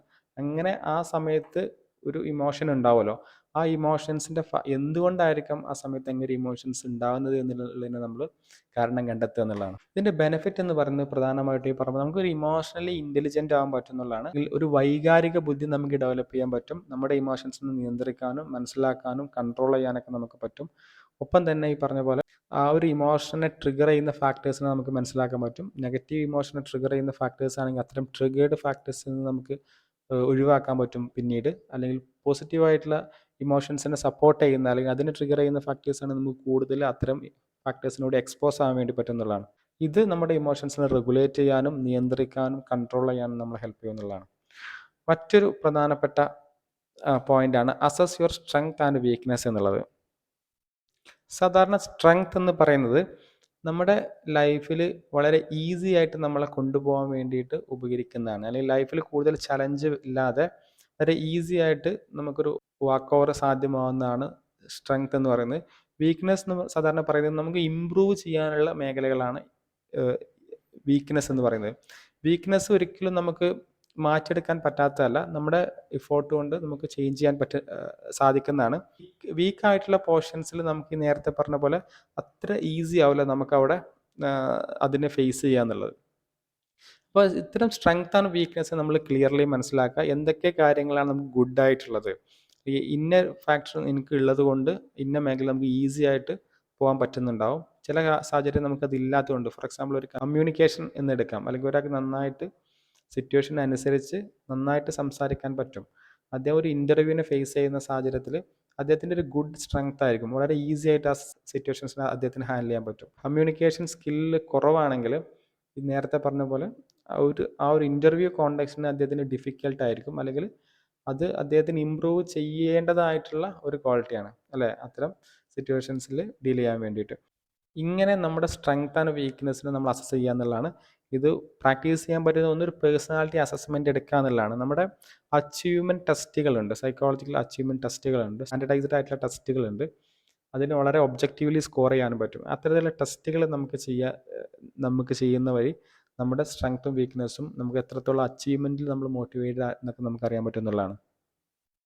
അതുപോലെ തന്നെ ലൈഫിലെ ഓരോ ഏരിയാസിലും നമ്മുടെ leadership, emotional regulation, performance, education, ഇത്രയും എല്ലാ മേഖലയിലും നമ്മുടെ സ്ട്രെങ്ത് എന്താണ്, നമ്മുടെ വീക്ക്നെസ് എന്താണെന്നുള്ളത് നമ്മൾ ലിസ്റ്റ് ചെയ്യുക എന്നുള്ളതാണ്. 2 കോളാക്കിയിട്ട് കൃത്യമായിട്ട് ലിസ്റ്റ് ചെയ്യുക എന്നുള്ളത് നമുക്കിതിനെ നമ്മുടെ സ്ട്രെങ്ത് ആൻഡ് വീക്ക്നെസ്സിനെ ക്ലിയർലി മനസ്സിലാക്കാൻ വേണ്ടിയിട്ടും അതിനെക്കുറിച്ച് സെൽഫ് അവെയർ ആവാൻ വേണ്ടിയിട്ടും നമ്മൾ ഹെൽപ്പ് ചെയ്യുന്നുള്ളതാണ്. ഇനി ഇതിൻ്റെ ബെനിഫിറ്റ്സുകൾ പ്രധാനമായിട്ടും ഈ പറഞ്ഞ പോലെ സ്ട്രെങ്ത് ആൻഡ് വീക്ക്നെസ്സിനെ നമുക്ക് മനസ്സിലാക്കുന്ന വഴി നമുക്ക് നമ്മുടെ വീക്കായിട്ടുള്ള അല്ലെങ്കിൽ നമുക്ക് ഇമ്പ്രൂവ് ചെയ്യപ്പെടേണ്ടതായിട്ടുള്ള മേഖലയെ നമുക്ക് മാറ്റിയെടുക്കാൻ പറ്റും, നമുക്കതിന് ഇമ്പ്രൂവ് ചെയ്യാൻ പറ്റും. ഒപ്പം തന്നെ ഈ വളരെ ഇഫക്റ്റീവായിട്ടുള്ള നമുക്കൊരു പേഴ്സണൽ ആയിട്ടുള്ള ഗ്രൗത്ത് സാധ്യമാവും. ഒപ്പം തന്നെ വളരെ ക്ലിയർലി തീരുമാനങ്ങൾ എടുക്കാൻ വേണ്ടി ഹെൽപ്പ് ചെയ്യും. ഞാൻ ഇതിനു മുമ്പ് പറഞ്ഞ പോലെ നമുക്കൊരു വീക്ക്നെസ് ഉണ്ടെങ്കിൽ, സ്ട്രെങ്ത് ഉണ്ടെങ്കിൽ അല്ലെങ്കിൽ ആ വീക്ക്നെസ്സിനെ മുന്നിൽ കണ്ടുകൊണ്ടുള്ള ഒരു തീരുമാനം നമുക്കൊരു ഓർഗനൈസേഷനിലോ നമ്മുടെ പേഴ്സണൽ ആയിട്ടുള്ള ലൈഫിലൊക്കെ നമുക്ക് എടുക്കാൻ വേണ്ടി പറ്റും എന്നുള്ളതാണ്. നമുക്കൊരു വീക്ക്നെസ് ഉണ്ട്, ആ വീക്ക്നെസ് അവിടെ നിലനിൽക്കാൻ നമുക്കത് ഇമ്പ്രൂവ് ചെയ്യണം. ഒപ്പം തന്നെ നമുക്ക് എന്ത് ചെയ്യാൻ പറ്റും, അതിന് ആഡിക്വേറ്റ് ആയിട്ടുള്ള തീരുമാനങ്ങൾ എടുക്കാൻ പറ്റും, ലൈഫിൽ ഒരു തീരുമാനം എടുക്കാൻ വേണ്ടി പറ്റും. മറ്റൊരു പ്രധാനപ്പെട്ട ഒരു പോയിന്റാണ് set personal goals and monitor progress എന്നുള്ളത്. സാധാരണ ഗോൾ സെറ്റിംഗ് എന്ന് പറയുന്നത്, ഒരു ഗോൾ എപ്പോഴും വളരെ റിയലിസ്റ്റിക് ആവണം എന്നുണ്ടെങ്കിൽ നമ്മുടെ ലൈഫിൽ നമ്മുടെ പേഴ്സണൽ ആൻഡ് പ്രൊഫഷണൽ ഗ്രൗത്തിന് വേണ്ടിയിട്ട് അത് ഉപകരിക്കണം. അത് വളരെ ക്ലിയർലി, വളരെ ഡെഫിനറ്റ്ലി, വളരെ സ്പെസിഫിക് ആയിരിക്കണം, അത് മെഷറബിൾ ആയിരിക്കണം, അത് അച്ചീവബിൾ ആയിരിക്കണം എന്നുള്ളതാണ്. നമ്മുടെ സ്കില്ലും നമ്മുടെ കഴിവും വെച്ചിട്ട് വളരെ ക്ലിയർലി ഡിഫൈൻ ചെയ്തിട്ടുള്ള അല്ലെങ്കിൽ എന്താണ് വളരെ മെഷർ ചെയ്യാൻ പറ്റുന്ന, അതിനെ അച്ചീവ് ചെയ്യാൻ സാധിക്കുന്ന റിയലിസ്റ്റിക് ആയിട്ടുള്ള ഗോളുകൾ സെറ്റ് ചെയ്യുക എന്നുള്ളതാണ്. എന്നിട്ട് ഇത്തരം സെറ്റ് ചെയ്ത ഗോൾസിനെ അല്ലെങ്കിൽ ഇത്തരം ഒബ്ജക്റ്റീവ്സിന് എന്ത് ചെയ്യണം, നമ്മൾ ട്രാക്ക് ചെയ്യാൻ പറ്റണം, മോണിറ്റർ ചെയ്യാൻ പറ്റണം. എത്രത്തോളം പ്രോഗ്രസ് അതിലേക്ക് അല്ലെങ്കിൽ എത്രത്തോളം നമ്മൾ ഗോൾസിലേക്ക് നമ്മൾ അടുക്കുന്നുണ്ട്, എന്തൊക്കെ ചലഞ്ചുകളാണ് നമ്മൾ ഓരോ സ്റ്റേജിലും നേരിടുന്നത്. ഇങ്ങനെ ആ ഒരു ഗോൾ സ്റ്റേറ്റിനെ ഡിഫറെൻ്റ് ആയിട്ടുള്ള സ്റ്റെപ്സുകളായിട്ട് ഡിവൈഡ് ചെയ്തിട്ട് ഓരോ സ്റ്റെപ്പിലും നമ്മൾ മോണിറ്റർ ചെയ്ത് മെഷർ ചെയ്തിട്ട് എന്തൊക്കെ ചലഞ്ചുകളാണ് നേരിടുന്നത്, ഭാവിയിൽ എന്തൊക്കെ ചലഞ്ചുകൾ നേരിടാൻ സാധ്യതയുണ്ട് എന്ന് നമ്മൾ മനസ്സിലാക്കുകയാണെങ്കിൽ എന്തെങ്കിലും പോക്കുകളൊക്കെ, എന്തെങ്കിലും അഡ്ജസ്റ്റ്മെൻറ്റുകളൊക്കെ ആ ഒരു നമ്മൾ പുതിയ കാൽവെപ്പിലേക്ക് വേണമെന്നുണ്ടെങ്കിൽ നമുക്ക് അതിനനുസരിച്ചിട്ടുള്ള ഒരു പ്രൊആക്റ്റീവായിട്ടുള്ള ഡിസിഷൻസ് എടുക്കാൻ വേണ്ടിയിട്ടും അല്ലെങ്കിൽ എന്തെങ്കിലും ചില ചേഞ്ചസുകൾ വരുത്താൻ വേണ്ടിയിട്ടും ഒരു അസിമുലേഷനും അക്കോമഡേഷനും സാധ്യമാകാൻ വേണ്ടിയിട്ടൊക്കെ നമുക്ക് എന്ത് ചെയ്യും ഉപകരിക്കും എന്നുള്ളതാണ്. ഒപ്പം തന്നെ ചെറിയ ചെറിയ വിജയങ്ങളെ ഒരു വലിയൊരു ഗോളാണ് നമ്മൾ സെറ്റ് ചെയ്യുന്നതെങ്കിൽ അത്തരം ഗോൾ ഉറപ്പായിട്ടും നമുക്ക് നമ്മുടെ ആസ്പിറേഷൻ അനുസരിച്ചും നമ്മുടെ ലക്ഷ്യം അനുസരിച്ചിട്ടും ഉള്ളതായിരിക്കും, നമ്മുടെ കഴിവനുസരിച്ചിട്ടുള്ളത്, വളരെ റിയലിസ്റ്റിക് ആയിരിക്കും. അത്തരം സാഹചര്യത്തിൽ ചെറിയ വിജയം അതിന് സാധ്യമാവുമ്പോൾ അത്തരം വിജയങ്ങൾ നമ്മൾ സെലിബ്രേറ്റ് ചെയ്യുക, അതിനെ ആഘോഷിക്കുക എന്നുള്ളതാണ്. അതിന് ക്ലിയർ ആയിട്ട് നമ്മളൊരു സെൽഫ് റീഇൻഫോഴ്സ്മെൻറ്റ് ചെയ്യുക എന്നുള്ളതാണ്. സ്വയം നമ്മളെ എന്താണ് മോട്ടിവേറ്റ് ചെയ്യാൻ വേണ്ടിയിട്ട് റീഇൻഫോഴ്സ് ചെയ്യുക, സെലിബ്രേറ്റ് ചെയ്യുക എന്നുള്ളതാണ്. ഇങ്ങനെ നമ്മൾ പ്രാക്ടീസ് ചെയ്യുന്ന വഴി നമുക്ക് ഒന്ന് നമ്മുടെ സ്ട്രെങ്ത് നമുക്ക് മനസ്സിലാവും. നമ്മളിങ്ങനെ സെലിബ്രേഷൻ, സ്വയം ഒരു സെൽഫ് ഫീഡ്ബാക്ക് കൊടുക്കുന്ന വഴി നമുക്ക് ആ മേഖലയിൽ സ്ട്രെങ്ത് ഉണ്ടെന്നുള്ളതും ആ ഒരു മേഖലയിൽ നമുക്ക് ഈസി വാക്ക് ഓവർ സാധ്യമാവും എന്നുള്ളതൊരു പോസിറ്റീവായിട്ടൊരു കോൺഫിഡൻസ് നമുക്ക് കിട്ടാൻ സാധ്യതയുണ്ട്. ഒപ്പം തന്നെ നമ്മൾ ഓരോ സ്റ്റേറ്റിലും നമ്മളിതിനെ ഇവാലുവേറ്റ് ചെയ്യുന്ന വഴി, അല്ലെങ്കിൽ ഓരോ പ്രോഗ്രസ്സും നമ്മൾ ചെക്ക് ചെയ്യുന്ന വഴിയും നമ്മുടെ ഓരോ പ്രോഗ്രസ്സും നമ്മൾ മോണിറ്റർ ചെയ്യുന്ന വഴി നമ്മുടെ വീക്ക്നെസ്സുകളെ നമുക്ക് മനസ്സിലാക്കാൻ പറ്റും. ഇത് നമ്മുടെ ഏരിയാസ് ഓഫ് ഫങ്ഷനിങ്ങിൽ ഇമ്പ്രൂവ്മെൻ്റ് ഉണ്ടാക്കും എന്നുള്ളതാണ് പറയുന്നത്. നെക്സ്റ്റ് നമ്മൾ പറയാൻ പോകുന്നത് പോസ്റ്റ് ബിഫോർ റിയാക്ട് എന്നുള്ളതാണ്. നമ്മൾ പല കോണ്ടക്സ്റ്റിലും ലൈഫിലുണ്ടാകുന്ന പല സാഹചര്യങ്ങളിലും വളരെ ഇമ്പൾസീവായിട്ടും ഇമോഷണലായിട്ടും റിയാക്ട് ചെയ്യും. ആ ഒരു സിറ്റുവേഷൻ കഴിഞ്ഞതിന് ശേഷമായിരിക്കും നമുക്ക് അതിനെക്കുറിച്ചൊരു ഗിൽറ്റി ഫീലിംഗ് വരുന്നത്. അല്ലെങ്കിൽ ആ സാഹചര്യത്തിൽ അങ്ങനെ നമുക്ക് ബിഹേവ് ചെയ്യേണ്ടിയിരുന്നില്ല, അങ്ങനെ പറയേണ്ടിയിരുന്നില്ല, അല്ലെങ്കിൽ അങ്ങനെ പ്രവർത്തിക്കേണ്ടിയിരുന്നില്ല എന്നൊക്കെ നമുക്ക് തോന്നൽ വരും. നമ്മൾ സാധാരണ വളരെ ഇമ്പൾസീവായിട്ട് പെരുമാറുക എന്നുള്ള ഒരാളുടെ പേഴ്സണാലിറ്റി നേച്ചറാണ്. ഇത്തരം പേഴ്സണാലിറ്റി നേച്ചറിനെ ചില മോഡിഫിക്കേഷൻസുകളൊക്കെ നമുക്ക് വരുത്താൻ വേണ്ടി പറ്റുമെന്നുള്ളതാണ്. അപ്പോൾ ഒന്ന് അറിഞ്ഞിരിക്കേണ്ടത്, ഇതൊരു സാഹചര്യത്തെയും എസ്പെഷ്യലി വളരെ സ്ട്രോങ് ആയിട്ടുള്ള ഇമോഷണലി റിയാക്ട് ചെയ്യാനുള്ള ഒരു സാഹചര്യമാണ് നമ്മുടെ മുമ്പിൽ ഉള്ളതെങ്കിൽ നിർബന്ധമായിട്ടും ഒരു പോസ് ചെയ്യുക അവിടെ, അല്ലെങ്കിൽ ഒരു മൊമെന്റിൽ നമ്മളൊന്ന് സ്റ്റക്ക് ആവുക, ഒരു കാര്യത്തെക്കുറിച്ച് ചിന്തിച്ചതിന് ശേഷം മാത്രം നമ്മൾ റെസ്പോണ്ട് ചെയ്യുക എന്നുള്ളതാണ്. ആ കാര്യത്തെക്കുറിച്ച് ചിന്തിച്ചിട്ട് മാത്രം റെസ്പോണ്ട് ചെയ്യുക എന്നുള്ളതാണ്. ഇൻ്റലക്ച്വലി റെസ്പോണ്ട് ചെയ്യുക എന്നുള്ളതാണ്. ഇമോഷണലി റെസ്പോണ്ട് ചെയ്യാതിരിക്കുക എന്നുള്ളതാണ്. സാധാരണ നമ്മൾ ഇമ്പൾസീവായിട്ട് ബിഹേവ് ചെയ്യുന്നത് ഒരു ഇമോഷണൽ റെസ്പോൺസാണ്, ഒരു ഇമോഷണൽ ആയിട്ടുള്ള റിയാക്ഷനാണ്. നമ്മൾ ഇൻ്റലക്ച്വലി റിയാക്ട് ചെയ്യുക എന്നുള്ളതാണ്, ഒരു കാര്യം ചിന്തിച്ച് മാത്രം റിയാക്ട് ചെയ്യുക എന്നുള്ളതാണ്. ഇത് പലപ്പോഴും ഓട്ടോമാറ്റിക് ആയിട്ട് വരുന്നതാണ്. പലപ്പോഴും നമ്മളിങ്ങനെ പറഞ്ഞത് കൊണ്ട് ഡെലിബറേറ്റ്ലി ചെയ്യാൻ പറ്റിക്കോളന്നില്ല. അങ്ങനെ ചെയ്യാൻ പറ്റുന്നവർക്ക് ചെറുതായിട്ട് പ്രാക്ടീസ് ചെയ്യാൻ പറ്റുന്ന ഒരു രീതി, ഒന്ന് ചെറിയ ചെറിയ പ്രൊവോക്കിംഗ് സിറ്റുവേഷൻസ് ഒക്കെ ഉണ്ടാകുന്ന സാഹചര്യങ്ങളിൽ നിങ്ങൾക്ക് നിയന്ത്രിക്കാൻ പറ്റും. അവിടെ നിങ്ങൾ ഇമോഷണലി റിയാക്ട് ചെയ്യാത്ത സാഹചര്യമാണെങ്കിൽ പോലും നിങ്ങൾ അവിടെ ഒരു ഡീപ്പ് ബ്രത്ത് എടുത്ത് അല്ലെങ്കിൽ ശ്വാസം ഉള്ളിലേക്ക് വലിച്ച് ഒന്ന് ഔട്ട് ചെയ്തതിന് ശേഷം വീണ്ടും ചെയ്ത് മാത്രം നിങ്ങൾ റെസ്പോണ്ട് ചെയ്യുക എന്നുള്ളതാണ്. അതുപോലെ മറ്റൊരു ടെക്നിക്ക് ചെയ്യാൻ പറ്റുന്നത്, ഒന്ന് ഈ ഒരു കാര്യത്തെക്കുറിച്ച് അവെയർ ആവുക എന്നുള്ളതാണ്. ഇമ്പൾസീവായിട്ട് ബിഹേവ് ചെയ്യുന്ന ഒരു രീതി എനിക്കുണ്ട്, ഞാനത് മാറ്റും എന്നൊരു അവെയർനെസ്, ഒരു ഇൻസൈറ്റ് നിങ്ങൾ ഉണ്ടാവുക എന്നുള്ളതാണ്. അങ്ങനെ ഒരു ബിഹേവിയർ നിങ്ങൾക്ക് ഉണ്ടെങ്കിൽ. ഒപ്പം തന്നെ ഈ പറഞ്ഞ പോലെ നമ്മളൊന്ന് കൗണ്ട് ചെയ്യുക എന്നുള്ളത് വളരെയധികം ഉപകരിക്കും. ഒരാൾ പ്രൊവോക്കിംഗ് ചെയ്യുന്ന സ്റ്റേറ്റ്മെൻറ്റുകൾ ഉണ്ടാക്കുന്നുണ്ട്, നമുക്കറിയാം അവർ പ്രൊവോക്കിംഗ് സ്റ്റേറ്റ്മെൻറ്റ് കഴിയുന്നതിന് മുമ്പ് ഞാൻ റെസ്പോണ്ട് ചെയ്യും, ഞാനത് റിയാക്ട് ചെയ്യും, അവിടെ ഒരു പ്രശ്നം സൃഷ്ടിക്കും നമുക്കറിയാം. അങ്ങനെയുള്ള സാഹചര്യങ്ങളിൽ നമ്മൾ സ്വയം മനസ്സിൽ പറയേണ്ടത്, ഞാനതിന് റിയാക്ട് ചെയ്യുന്നത് ഇപ്പോഴല്ല, ഒരു ഒരു 2 മിനിറ്റ് കഴിഞ്ഞതിന് ശേഷം ഞാൻ റിയാക്ട് ചെയ്യും. ഈ 2 മിനിറ്റ് സമയം ഞാൻ ഒന്ന് എണ്ണും എന്ന് വിചാരിക്കുക. എന്നിട്ട് നിങ്ങൾ 120 സാധാരണ 2 മിനിറ്റ് അല്ലെങ്കിൽ 1 മിനിറ്റ് എത്ര സെക്കൻഡുകളാണ് ഉള്ളത്, ആ സെക്കൻഡിൽ നിങ്ങൾ ബാക്ക്വേർഡ് അതിനെ കൗണ്ട് ചെയ്യുക എന്നുള്ളതാണ്. അങ്ങനെ കൗണ്ട് ചെയ്യുന്ന വഴി 2 കാര്യമാണ്. ഒന്ന്, ഇമ്പൾസീവായിട്ട് ബിഹേവ് ചെയ്യാനുള്ള സാധ്യത ഇല്ലാതാവും. 2, ആ ഒരു ഡിസ്ട്രാക്ഷൻ സംഭവിക്കും. ആ ഒരു കാര്യത്തിൽ നിങ്ങൾ ശ്രദ്ധിക്കുന്നതിന് പകരം നിങ്ങൾ കൗണ്ട് ചെയ്യുന്നതിൽ ശ്രദ്ധിക്കുന്നതാണ്. അപ്പോൾ അത്തരം ഒരു പ്രൊവോക്കേറ്റീവ് ആയിട്ടുള്ള സ്റ്റേറ്റ്മെൻറ്റ് ഓപ്പോസിറ്റുള്ള ഒരാൾ നടത്തുന്നു, ഇതിന് മുൻപ് ഇത്തരം പ്രൊവോക്കേറ്റീവ് സ്റ്റേറ്റ്മെൻറ്റ് അവർ നടത്തിയ സാഹചര്യത്തിൽ നമ്മൾ വളരെ ഇമോഷണലി റിയാക്ട് ചെയ്തിട്ടുണ്ട്, ആ സാഹചര്യം വളരെയധികം വഷളായിട്ടുണ്ട്. അപ്പം അങ്ങനെ മുൻ എക്സ്പീരിയൻസ് നമുക്ക് ഉണ്ടെങ്കിൽ തീർച്ചയായിട്ടും നിങ്ങൾ എന്ത് ചെയ്യാം, ഒന്ന് എണ്ണാൻ വേണ്ടി ശ്രദ്ധിക്കാം. മനസ്സിൽ നിങ്ങൾ അങ്ങനെ എണ്ണിക്കഴിഞ്ഞതിന് ശേഷം മാത്രം ഞാൻ റിയാക്ട് ചെയ്യുമെന്ന് നിങ്ങൾ മനസ്സിലുറപ്പിക്കാം. ഇപ്പം നിങ്ങൾ 60 മുതൽ ബാക്കിലോട്ട് നിങ്ങൾ സ്ലോവിൽ കൗണ്ട് ചെയ്യുക എന്നുള്ളതാണ്. മനസ്സിൽ 60, 59, 58, 57 ഇങ്ങനെ കൗണ്ട് ചെയ്യുക വഴി ഒന്ന് നിങ്ങൾ കൗണ്ടിലേക്ക് ശ്രദ്ധിക്കും. ഒപ്പം തന്നെ ആ ഒരു സാഹചര്യം കഴിഞ്ഞിട്ടായിരിക്കും നമ്മളെ കൗണ്ടിങ് തീരുന്നത്. അപ്പോൾ ആ ഒരു ചെറിയൊരു ഗ്യാപ്പ് നമുക്ക് കിട്ടും എന്നുള്ളതാണ്. നിങ്ങൾക്ക് ആ സമയത്ത് അത് റിയാക്ട് ചെയ്യാനുള്ള ഒരു പ്രേരണ ഇല്ലാതാവും എന്നുള്ളതാണ്. കാരണം നമുക്ക് എപ്പോഴും റിയാക്ഷൻസ് ഇമ്പൾസീവാണ് വരുന്നത്. അത് 1 മിനിറ്റ് കഴിഞ്ഞാൽ പോലും നമുക്ക് അത് നിയന്ത്രിക്കാൻ വേണ്ടി പറ്റും എന്നുള്ളതാണ്. പല ആത്മഹത്യകളൊക്കെ ഈ സൂയിസൈഡ് ചെയ്യുന്നതൊക്കെ ഇമ്പൾസീവാണ്. അവർ തന്നെ അവർ ആ ആത്മഹത്യ ചെയ്യാനുണ്ടായിരുന്ന പ്രേരണ ഉണ്ടല്ലോ, ആ പ്രേരണ അങ്ങനെ പ്രേരണയുള്ള സാഹചര്യങ്ങളിൽ അവർ പറയാണ് ഞാൻ 1 മണിക്കൂർ കഴിഞ്ഞിട്ടാണ് ആത്മഹത്യ ചെയ്യുന്നത്, അല്ലെങ്കിൽ ഇന്ന് ആത്മഹത്യ ചെയ്യുന്നില്ല നാളെയാണ് എന്ന് അവർ തീരുമാനിക്കുകയാണെങ്കിൽ അവർക്ക് രക്ഷപ്പെടാൻ പറ്റുന്നതാണ്. ഇതൊരു ഇമ്പൾസീവ് ആക്ടിങ് ആണ്, അല്ലെങ്കിൽ അതിൻ്റെ കോൺസിക്വൻസ് നോക്കാതെ ബിഹേവ് ചെയ്യുന്ന ഒരു രീതിയാണ്, അതൊരു ബിഹേവിയറൽ പാറ്റേൺ ആണ്. അപ്പോൾ ഇങ്ങനെ ഇപ്പോൾ ഈ പറഞ്ഞ പോലെ നമ്മൾ ലൈഫിൽ എടുക്കുന്ന ഇമ്പൾസീവ് ആയിട്ടുള്ള അല്ലെങ്കിൽ ഒരുപാട് ആലോചിക്കാതെ എടുക്കുന്ന തീരുമാനങ്ങളൊക്കെ തന്നെ നമ്മൾ പിൽക്കാലത്ത് അതിനൊന്ന് ഇവാലുവേറ്റ് ചെയ്യുകയാണെങ്കിൽ നമുക്കതിനെ മാറ്റാമായിരുന്നു എന്നൊരു തോന്നൽ നമുക്ക് വരും. ഇന്നലെ എടുത്ത ഒരു തീരുമാനം പോലും നമ്മൾ ഇന്ന് അതിനെക്കുറിച്ച് ചിന്തിക്കുമ്പോൾ അതിൽ കുറച്ചും കൂടി മോഡിഫിക്കേഷൻ വരുത്തായിരുന്നു നമുക്ക് തോന്നും. നമ്മൾ എടുക്കുന്ന എല്ലാ തീരുമാനങ്ങളും നമ്മൾ ഇത്തരത്തിലുള്ള റിയാക്റ്റീവ്, ഇത്തരത്തിലുള്ള മറ്റുള്ളവരോട് സംസാരിക്കുമ്പോൾ എങ്ങനെ സംസാരിക്കണം, അല്ലെങ്കിൽ ഏതൊക്കെ വേർഡുകൾ യൂസ് ചെയ്യണം, ഇതൊക്കെ നമ്മൾ ഇന്നലെ അല്ലെങ്കിൽ ഒരാഴ്ച മുൻപ് ഒരാൾക്ക് അയച്ചിട്ടുള്ള ഒരു വാട്സപ്പ് ചാറ്റ് വോയിസ് ക്ലിപ്പ് നിങ്ങളൊന്ന് കേട്ട് നോക്കുക. ഒന്ന് സ്ക്രോൾ ചെയ്തിട്ട് ബാക്കിലേക്ക് സ്ക്രോൾ ചെയ്ത് നിങ്ങൾ കേട്ട് നോക്കുക. നമുക്ക് തന്നെ തോന്നും ഇത് ഇങ്ങനെ പറയുന്നതിന് പകരം അത് അങ്ങനെ പറയായിരുന്നു എന്നുള്ളത്. അഥവാ നമ്മൾ ഒരാഴ്ച മുൻപ് അല്ലെങ്കിൽ ഒരു മാസം മുൻപൊക്കെ നമ്മൾ പറഞ്ഞ പല കാര്യങ്ങളും പല തീരുമാനങ്ങളും കുറേ അബദ്ധമായിട്ടും ഒരുപാട് മോഡിഫൈ ചെയ്ത് വരുത്തേണ്ടതായിട്ടൊക്കെ നമുക്ക് തോന്നും എന്നുള്ളതാണ്. അപ്പോൾ നമ്മൾ ഇത്ര ഇമ്പൾസീവായിട്ട് ബിഹേവ് ചെയ്യുന്ന സാഹചര്യത്തെ പോസ്റ്റ്പോൺ ചെയ്യുക എന്നുള്ളതാണ് ചെയ്യാൻ പറ്റുന്നത്. അത് ചെയ്യാൻ പറ്റുന്ന ഒന്ന്, ഇപ്പം ഞാൻ ചെയ്യുന്നില്ല എന്ന് മനസ്സിൽ പറയാം, ഞാൻ റിയാക്ട് ചെയ്യും, അത് കുറച്ച് സമയം കഴിഞ്ഞിട്ടാണ് റിയാക്ട് ചെയ്യുന്നത് എന്ന് പറയാം. കുറച്ച് സമയം കഴിഞ്ഞാൽ നിങ്ങൾക്ക് ആ റിയാക്ട് ചെയ്യാനുള്ള മോട്ടിവേഷൻ പോകുന്നുള്ളതാണ്. പിന്നെ നിങ്ങൾക്ക് ഇങ്ങനെ കൗണ്ട് ചെയ്യുന്ന വഴി വേറൊരു സ്റ്റിമുലസിലേക്ക് കോൺസെൻട്രേറ്റ് ചെയ്യാനുള്ള ഒരു സാധ്യതയും കൂടി അവിടെ വരുന്നു എന്നുള്ളതാണ്. നമുക്ക് സ്ട്രെസ്സും അതുപോലെ ഇമോഷണൽ കോൺഫ്ലിക്റ്റുകളും നമുക്ക് കുറക്കാൻ വേണ്ടി പറ്റും.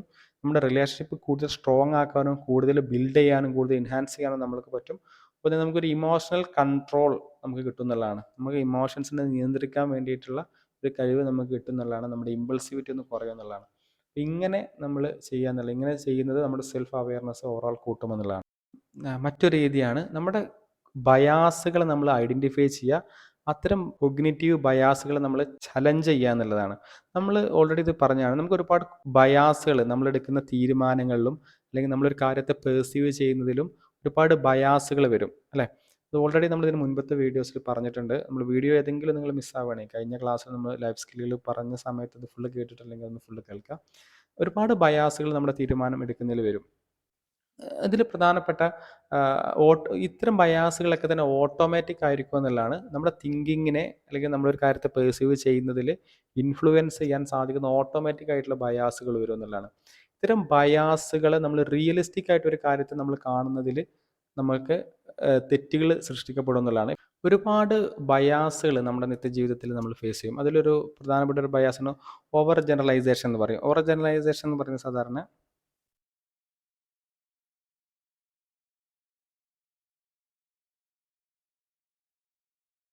ഓവർ ജനറലൈസേഷൻ എന്ന് പറയും. ഓവർ ജനറലൈസേഷൻ എന്ന് പറയുന്നത് ഈ പറഞ്ഞ പോലെ നമ്മൾ ഏതെങ്കിലും ഒരു സാഹചര്യത്തിൽ എന്തെങ്കിലും ഒരു കോൺസിക്വൻസ് നമുക്കുണ്ടായാൽ അത് എല്ലാ സാഹചര്യത്തിലും അങ്ങനെയാണെന്ന് തീരുമാനിക്കാം. എല്ലാ കോണ്ടെക്സ്റ്റിലും അത് ജനറലൈസ് ചെയ്യപ്പെടുക. ഇപ്പോൾ എക്സാമിന് തോറ്റാൽ പറയും ഞാൻ ഈ എക്സാമിന് മാത്രമല്ല എല്ലാ എക്സാമിനും പൊതുവെ തോൽക്കും, ഞാൻ ഇവിടെ മാത്രമല്ല ഡിഫറെൻറ്റ് കോണ്ടെക്സ്റ്റിലും ഞാൻ തോൽക്കും. അതൊരു നെഗറ്റീവ് ഓട്ടോമാറ്റിക് തോട്ടാണ്. ഇങ്ങനെ നമ്മൾ ഓട്ടോമാറ്റിക് ചിന്തകൾ വരും. അതൊരു ബയാസാണ്, അത് റിയലിസ്റ്റിക് അല്ല. നമ്മൾ എല്ലാ എക്സാമിനും തോറ്റിട്ടുണ്ടാവാൻ സാധ്യതയില്ല, അല്ലെങ്കിൽ എല്ലാ മത്സര പരീക്ഷകളും നമുക്ക് തോൽക്കാനുള്ള സാധ്യതയില്ല. എവിടെയെങ്കിലും ഒരു തോറ്റാൽ നമ്മൾ ആ തോൽക്കുന്ന അല്ലെങ്കിൽ എല്ലാ സ്ഥലത്തും ഞാൻ തോൽക്കും, അല്ലെങ്കിൽ എൻ്റെ ലൈഫിൽ പല കോണ്ടെക്സ്റ്റിലും ഞാൻ തോൽക്കുന്നുണ്ട്, ഇങ്ങനെ ഒരു ജനറലൈസ് ചെയ്യപ്പെടുക എന്നുള്ളതാണ്. അതുപോലെ തന്നെ ബ്ലാക്ക് ആൻഡ് വൈറ്റ് തിങ്കിങ് മറ്റൊരു പ്രധാനപ്പെട്ട ഒരു ബയാസാണ്. ബ്ലാക്ക് ആൻഡ് വൈറ്റ് തിങ്കിങ് അല്ലെങ്കിൽ ഓൾ ഓർ നത്തിങ് തിങ്കിങ് എന്നൊക്കെ സാധാരണ ഇതിൽ പറയും. ഇതൊരു തിങ്കിങ് പാറ്റേൺ ആണ്. ഇത് സാധാരണ ബ്ലാക്ക് ആൻഡ് വൈറ്റ് തിങ്കിങ് വരാം. ഫോർ എക്സാമ്പിൾ ഒരാൾ ഡയറ്റ് ഫോളോ ചെയ്യുന്നുണ്ട്. അവരുടെ മുമ്പിൽ രണ്ട് സാധ്യതയുള്ളൂ. ഒന്നല്ലെങ്കിൽ പൂർണ്ണമായിട്ടും ഇപ്പോൾ ഒരു എക്സാമ്പിൾ പറയാണ്, നോൺ വെജ് ആയിട്ട് ഫുഡ് ഫുള്ള് ഒഴിവാക്കണം എന്ന് ഒരാൾ തീരുമാനിച്ചു. അവരുടെ മുമ്പിൽ രണ്ട് സാധ്യതകൾ, ഒന്ന് നോൺ വെജ് കഴിക്കുക അല്ലെങ്കിൽ പൂർണ്ണമായിട്ട് ഒഴിവാക്കുക അല്ലേ. ഇതൊരു ബ്ലാക്ക് ആൻഡ് വൈറ്റ് തിങ്കിങ് ആണ്. അതിൻ്റെ അപ്പുറത്തേക്ക് ഇപ്പോൾ ഇയാൾ ഡയറ്റ് ഫോളോ ചെയ്യുന്ന സമയത്ത് തന്നെ ഒരു പ്രാവശ്യം ചിലപ്പോൾ നോൺ വെജ് ഭക്ഷണം കഴിച്ചു എന്ന് വിചാരിക്കുക, അത് വലിയൊരു തെറ്റല്ല അല്ലേ. ഡയറ്റ് ഫോളോ ചെയ്യുന്ന ആൾ ഏതെങ്കിലും ഒരു സമയം എന്തെങ്കിലും നോൺ വെജ് കോണ്ടക്സ്റ്റിൽ കഴിക്കുക എന്നുള്ളത് വലിയൊരു തെറ്റല്ല. പക്ഷെ ഇയാൾ വിചാരിക്കുന്ന ഒരു പ്രാവശ്യം ഇതിനെ ബ്രേക്ക് ചെയ്ത് കഴിഞ്ഞാൽ അല്ലെങ്കിൽ അദ്ദേഹത്തിൻ്റെ ഈ ബ്ലാക്ക് ആൻഡ് വൈറ്റ് തിങ്കിങ് ഉള്ള ഒരാൾ ഇത്തരം ഒരു സമയം സെൽഫ് ഇമ്പോസ്ഡ് ആയിട്ടുള്ള ഇത്തരം നിയമങ്ങൾ വയലേറ്റ് ചെയ്യുമ്പോൾ അവർ വിചാരിക്കുന്നത് എന്താണ്, ഇനി എനിക്കത് ഒരിക്കലും ഫോളോ ചെയ്യാൻ വേണ്ടി പറ്റില്ല എന്നുള്ളതാണ്. ഒരു black and white thinking, yes or no thinking. ഇതിൻ്റെ ഇടയിൽ ഒരുപാട് സാധ്യതകളുണ്ട്. ഈ സാധ്യതയൊന്നും കാണാതെ ഇതിൻ്റെ എക്സ്ട്രീം ലെവലിൽ രണ്ട് പൊസിഷൻ മാത്രമേ ഇവർ എടുത്ത് കാണുന്നതാണ് ബ്ലാക്ക് ആൻഡ് വൈറ്റ് തിങ്കിങ് എന്ന് പറഞ്ഞാൽ. അപ്പോൾ ഇങ്ങനെ black and white thinking, over generalisation, ഇതൊക്കെ നമ്മൾക്ക് നെഗറ്റീവായിട്ടുള്ള ഔട്ട്കംസ് ആയിരിക്കും നമ്മളെടുക്കുന്ന തീരുമാനങ്ങൾ ഉണ്ടാക്കുക. ഒരിക്കലും ഒരു സ്റ്റേറ്റിൽ ഒരു കംപ്ലീറ്റ് ഫോം ഒന്നുമില്ല. ഒരു ബ്ലാക്ക് ആൻഡ് വൈറ്റ് സ്റ്റേറ്റോ അല്ലെങ്കിൽ ഓൾ ഓർ നത്തിങ് തിങ്കിങ് എന്ന് പറയും. ഒന്നല്ലെങ്കിൽ അത് കംപ്ലീറ്റ് ആയാൽ മാത്രം അദ്ദേഹം എനിക്കത് കിട്ടിയെന്ന് പറയുള്ളൂ. ഫോർ എക്സാമ്പിൾ ഒരു എക്സാമിലൊക്കെ 100% മാർക്ക് മേടിച്ചാൽ മാത്രം അയാൾ ഞാൻ പാസ്സായ ഫീലിംഗ് മീൻസ് അദ്ദേഹത്തിന് തോന്നുള്ളൂ. അപ്പം ഇങ്ങനെ ഒരു കംപ്ലീറ്റ് ഫോം, രണ്ടിൻ്റെയും എക്സ്ട്രീം ഫോമിലേക്ക് മാത്രം ഫോക്കസ് ചെയ്യുന്ന രീതിയാണ് ബ്ലാക്ക് ആൻഡ് വൈറ്റ് തിങ്കിങ് എന്നൊക്കെ പറയുന്നത്. അതുപോലെ തന്നെ കൺഫോർമേഷൻ ബയാസ് നമ്മൾ ഓൾറെഡി ഡിസ്കസ് ചെയ്തതായിരുന്നു. അതായത് നമ്മളെടുക്കുന്ന പല തീരുമാനങ്ങളും അല്ലെങ്കിൽ നമ്മൾ പെർസീവ് ചെയ്യുന്ന സാഹചര്യങ്ങൾ നമുക്ക് ഓൾറെഡി ഒരു എക്സിസ്റ്റിംഗ് ബിലീഫ് ഉണ്ടെങ്കിൽ ആ എക്സിസ്റ്റിംഗ് ബിലീഫിന് എവിഡൻസ് കാണാൻ വേണ്ടിയിട്ടായിരിക്കും നമ്മൾ ശ്രമിക്കുക എന്നുള്ളതാണ്. ആ കാര്യത്തിൽ റിയൽ ആയിട്ട് നമ്മൾ പെർസീവ് ചെയ്യാൻ വേണ്ടി ശ്രമിക്കുക എന്നുള്ളതാണ്. ഫോർ എക്സാമ്പിൾ ഒരു കോമ്പറ്റീഷൻ നടക്കുകയാണ്. കോമ്പറ്റീഷൻ നടക്കുന്ന വഴി അതൊരു റീ ജഡ്ജ്മെൻറ്റിന് വിധേയമാവുകയാണെങ്കിൽ, അഗെയിൻ അതൊരു റീ ജഡ്ജ്മെൻറ്റിന് വിധേയമാവുകയാണെങ്കിൽ നമുക്ക് ഓൾറെഡി ഉറപ്പാണ്. അപ്പം നമ്മളാണ് ഒരു ജഡ്ജെങ്കിൽ നമുക്കത് ഉറപ്പാണ് ഇന്നൊരാളാണ് അതിൽ വിജയി എന്നുണ്ടെങ്കിൽ, നമ്മൾ അങ്ങനെ ഒരു എക്സിസ്റ്റിംഗ് ബിലീഫ് നമുക്കുണ്ടെങ്കിൽ നമ്മളെപ്പോഴും ശ്രദ്ധിക്കുക ആ ഒരു കാൻഡിഡേറ്റിൻ്റെ പ്രകടനം, ആ ഒരു പ്രകടനത്തെ ഇയാളുടെ ഒരു ബിലീഫ് കറക്റ്റ് ആവാൻ വേണ്ടിയിട്ടുള്ള എവിഡൻസ് ആണ് നമ്മൾ നോക്കുന്നത്, അല്ലേ? അത് പലപ്പോഴും നമ്മൾ അതിൻ്റെ പെർസെപ്ഷനെ അല്ലെങ്കിൽ ഒരു റീ ജഡ്ജ്മെൻറ്റിനെ സംബന്ധിച്ചിടത്തോളം എല്ലാം ഒബ്ജക്റ്റീവ്ലി കാണുക എന്നുള്ളതാണ്. പക്ഷെ അങ്ങനെ കാണുന്നതിന് പകരം നമ്മൾ എന്താ ചെയ്യുക, നമ്മുടെ ഒരു എക്സിസ്റ്റിംഗ് ബിലീഫ് ഉണ്ടെങ്കിൽ എക്സിസ്റ്റിംഗ് ബിലീഫിനെ സപ്പോർട്ട് ചെയ്യുന്ന എവിഡൻസുകൾ നമ്മൾ കാണാനായിരിക്കും ശ്രമിക്കുക എന്നുള്ളതാണ്.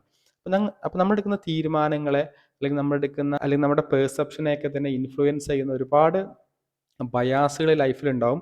നമ്മുടെ ലൈഫിൽ സംഭവിക്കുന്ന നമ്മൾ ഇത്തരം തീരുമാനങ്ങൾ എടുത്തതോ നമ്മൾ പെർസീവ് ചെയ്തതോ നമുക്ക് പിന്നീട് മോശമായിട്ട് തോന്നിയിട്ടുള്ള ഇത്തരം ബയാസുകൾ നമ്മൾ സ്വയം ഐഡൻറ്റിഫൈ ചെയ്യുക. ഒരുപാട് ടൈപ്പ് ഓഫ് ബയാസുകളുണ്ട്. ഇത് ഏത് ബയാസാണ് ഇതെന്ന് മനസ്സിലാക്കുക.